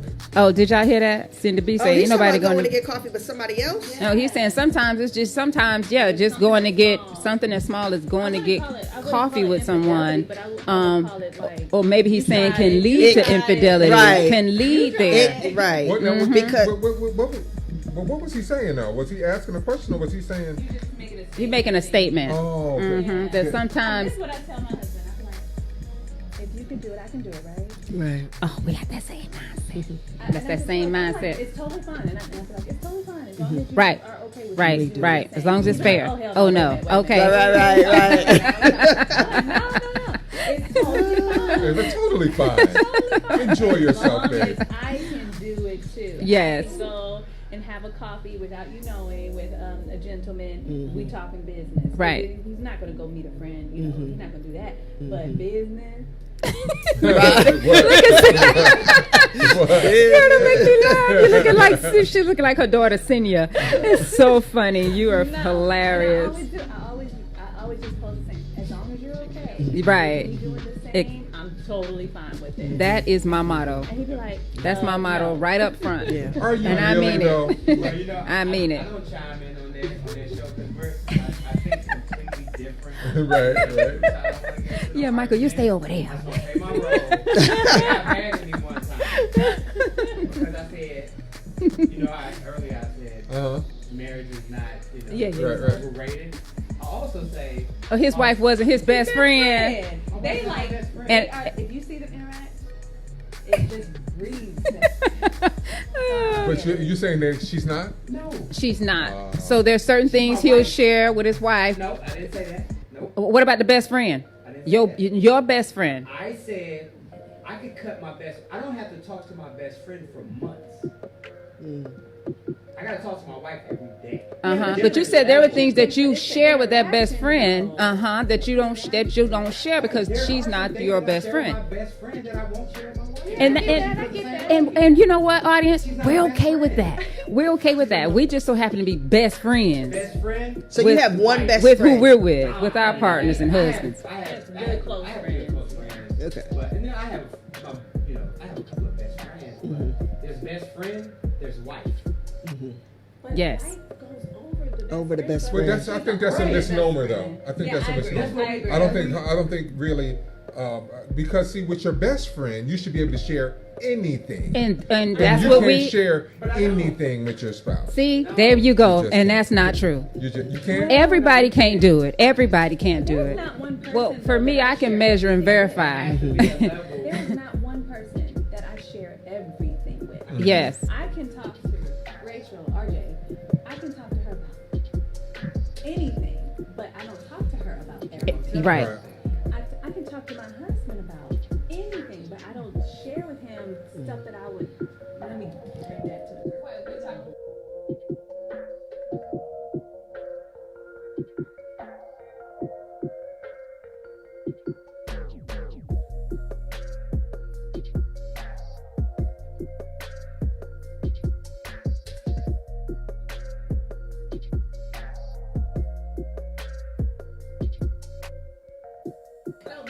I started talking about that damn Super Bowl loss by the Atlanta Falcons, and yeah, see, look. All right. But yeah, I just hold it to a higher standard than a best friend. That's all. For me, It's not. It's not. Yeah, only my mic is on. It is not. She is not, or he is not. Go ahead, I'm listening. Tasha is his bestie. No, bestie. She's not. Are you ready? I'm ready. Are you about to come back? Hey. Everything. Hey. Talking to Mike. She can hear you in the mic. No, she can't. No, she can hear you. Oh, she can hear me. Oh, okay. She can't hear herself. Just FYI to everybody that's listening, this is not Beyonce, okay? Beyonce did not make this song right here.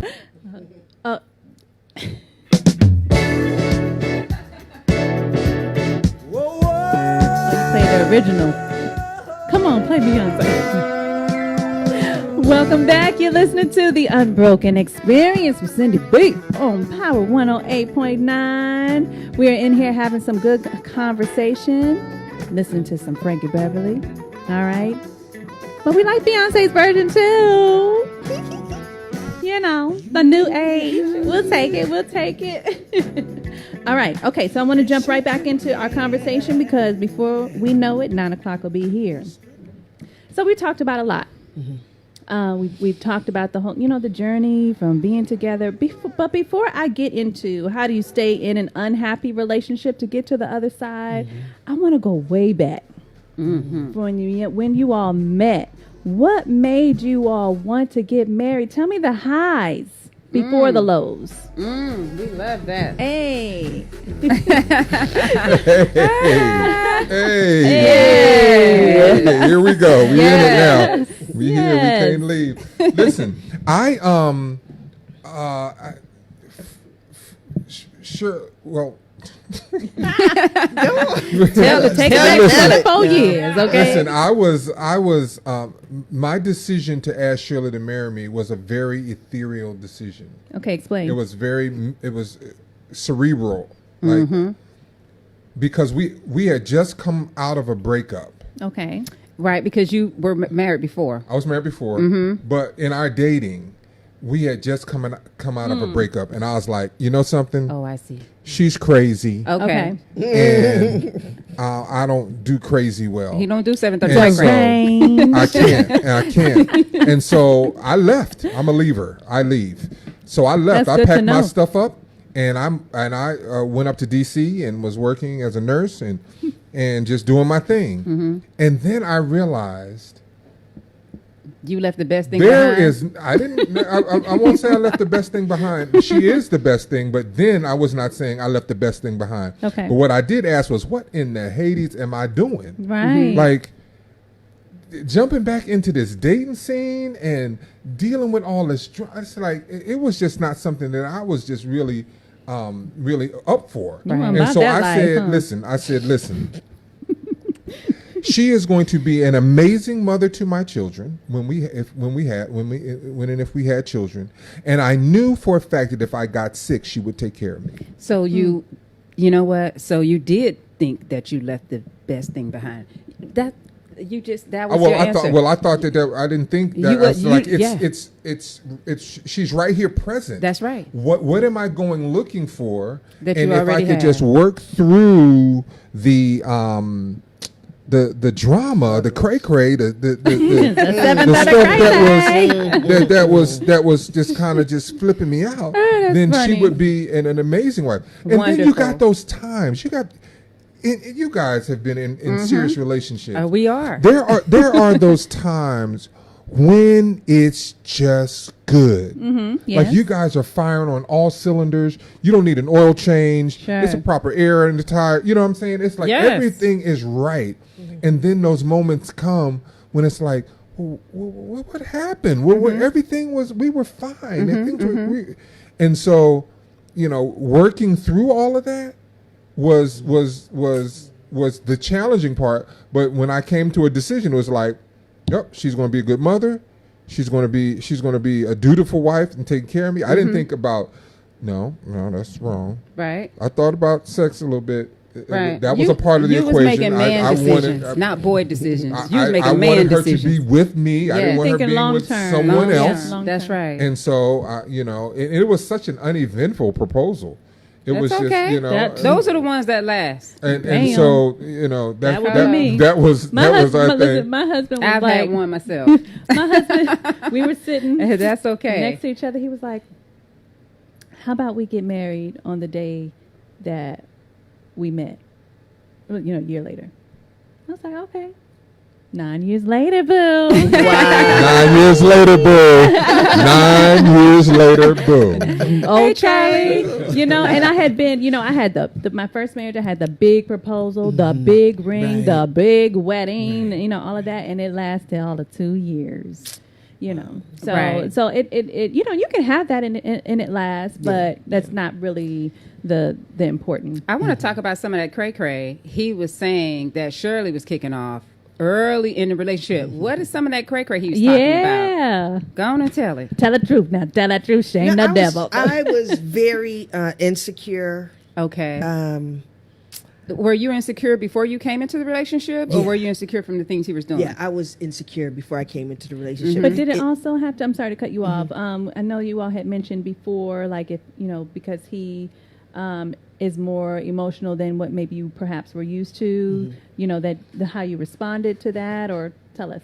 I mean, I did not know how to deal with Shannon.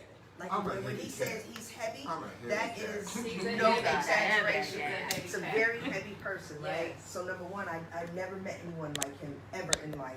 I didn't know how to deal with him. I did not know how to deal with his honesty because I wasn't being honest with myself. Sure. And then I had issues of abandonment and rejection, right? Yep. And so he could share something with me, and I immediately went to that space. Okay. Understand? And so it just translated into a bunch of dysfunction. And listen, he had his baggage too. Oh yeah, but just I get you know, yeah, and so our baggage was just bumping clashing. heads. I see that. We see that in a lot of relationships where folks they eventually get it right, but in the beginning, it's not. It's just bumping heads the whole way, and a lot of them don't make it. A lot of them do. We all bump heads.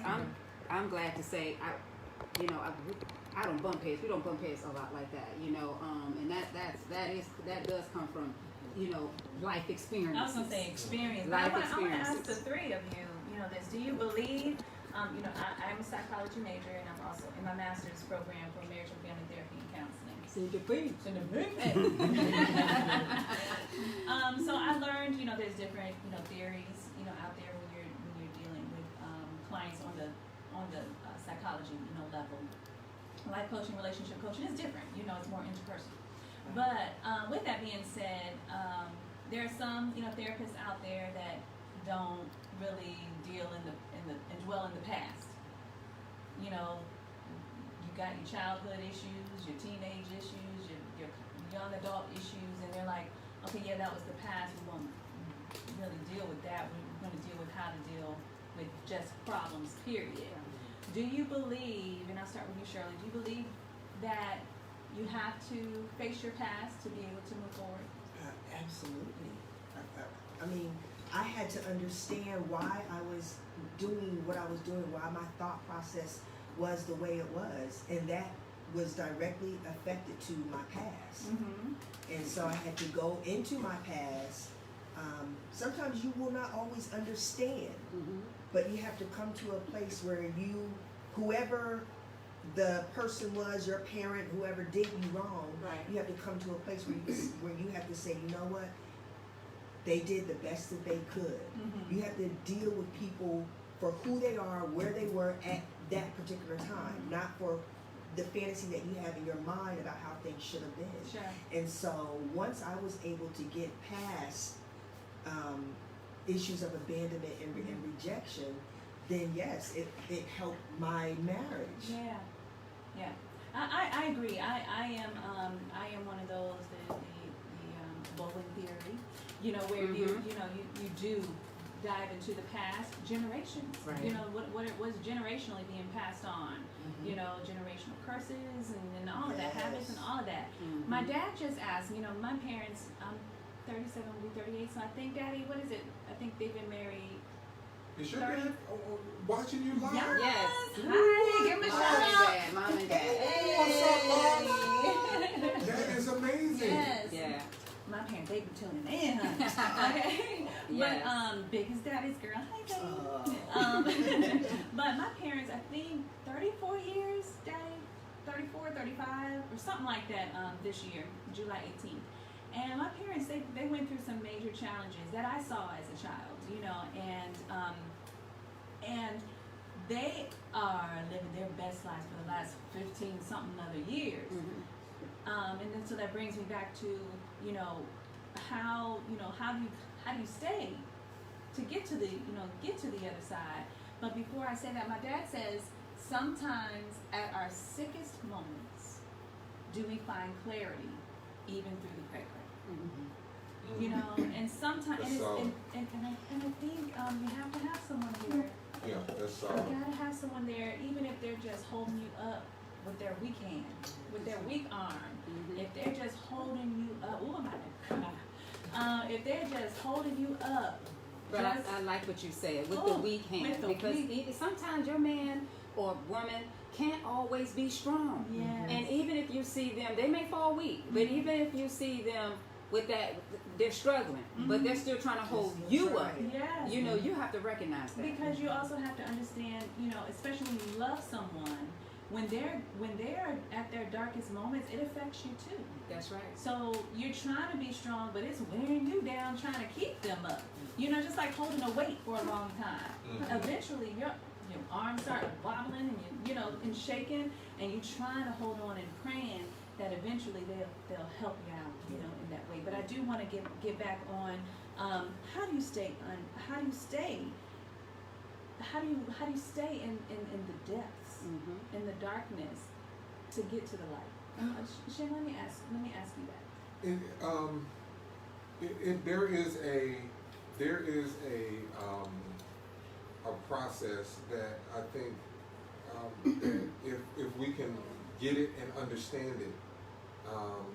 I'm a prior service soldier, used to running, and there was a period of time when my health allowed, that I was training for a marathon, and actually I was dedicating the marathon to marriage. Okay. And it is, when you first start running, you feel like great. And then you get to a moment where you're literally asking yourself, what am I doing out here? Okay. Why am I doing this? But there is something about achieving that goal. It is something about, for me, it was, that goal was my son's having a healthy view of marriage. It was my hopes that we could actually experience what I thought I saw when we were dating. Mm-hmm. And I used to always refer, like, why can't we go back to, and it was like, I was hearing so much about, you move on and people change, and that's true. But now we are more like we were when we were dating than we are not. We are closer to that than we were. Way better than that. Well, you know what I'm saying. You know what I'm saying. And so there is a process of just sticking through the suck. Yes. Mm-hmm. Because the suck don't last always, and that is the problem. Right. What happens is people expect, they're so present in the suck that they feel like this is going to kill me, or this is not going to, this is going to last forever, and it's not. This makes me, and if you're okay with sharing this, and I'm only mentioning it because you sent it to me. And I want to add to that. When you said this is going to kill me, you mentioned to me avoiding or almost a homicide, suicide. Can you explain that to me, Shirley? Well, or whichever. Yeah, whichever's more comfortable. This was actually in the time period when he found out that I had an affair. Okay. And his heart situation, and I believe this was in about like October. So he found out in July. I think this was in October, and I had I was like, I don't recognize the person that I was at that point in time. I was beyond ugly. I understand. And so I was treating him just horribly. Okay. And just emotionally, he just, I guess, felt he couldn't take, I can't speak for how you felt, but I just remember receiving a text from him that he had like taken some pills or something, and we were in the house together. Wow. Okay. And he was sitting on the toilet, and I thought, that he was just trying to get my attention once again. But anyway, that had happened. But I wanted to speak to. So she thought I was cray-cray. So he was cray-cray, right? The thing that I had sent you, I was talking about waking up at 3 o'clock in the morning, right? And he was just sitting on the side of the bed. I'm doing this. And he was doing this, right? Okay. So this is all in the same time period where he took the pills. And so I said, babe, are you okay? And he when she says doing this, for those who are just listening, not watching, he was just rocking back and forth. Back and forth. And so I'm thinking something's going on with his heart, because that's going on. And so I said, babe, are you okay? And he just sat there, and he just stopped, and he just slightly turned his head like this, and he said, I'm just sitting here thinking about how I can kill you. Okay. And I was like, Lord have mercy. Now, he's 6'4", I'm 5'5". Right. He sleeps closest to the door, so I said, if I get up and run, he'll catch me. If I say something slick out my mouth, he can just reach across the bed and snap my neck. Right. Now, mind you, in the 24 years we've been together, Shannon has never put his hands on me. Okay. He's never threatened to put his hands on me. As a matter of fact, she punched me in my jaw. Ooh, that's a topic for another day. But what we were going through, it just got to that point. Right. And this is the crazy thing, because we had people be like, "Ooh, I couldn't stay," whatever. But I'm like, you've never thought about I wish that nigga would die. The difference is Shannon she spoke just said it. it. Wow. Y'all speaking some stuff. And how'd you get past it? Hearing your man tell you he's thinking about killing you. Well, whether he was serious or not, how did you get past that? Because I know Shannon. There you go. I know Shannon. That's right. And Shannon's never. He is the biggest teddy bear, right? But how we got past everything for me, I had to take complete ownership. I had to realize what Shannon was saying when he said, "You helped create an environment for me to feel a certain way." Right. I never wanted to do that, right? And you had to create an environment of forgiveness. I had to realize that I betrayed Shannon as well, just as deep as he betrayed me. So listen, y'all. This 2 hours flew by. Okay. So Stuff to get at. we did not. 3 hours, then we go. I know. Hey everybody. We're gonna make sure. Rachel. We're gonna make sure that we continue this discussion because it's very important. And we're going to talk some more, but I want you all to let them know where they can find you on social media and anything coming up or any news that you want to share. Let them know now.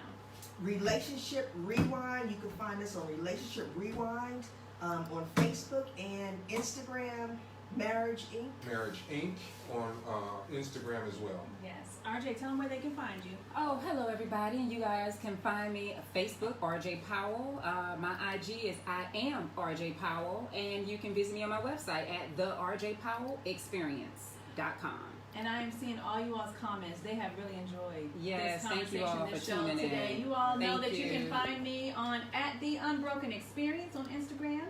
At the Syndy B, y'all know what I say. Spell my name right, SYNDY. At the Syndy B on both Instagram and Facebook. Yes. Make sure you tune in every Thursday at 7:00 p.m. on Power 108.9. We love y'all. You're listening to the Unbroken Experience with Syndy B. That's right, Beyonce. And we'll see you next week. Love y'all. Love you guys. Peace.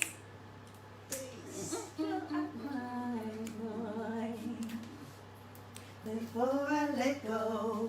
Uh-oh. Hey.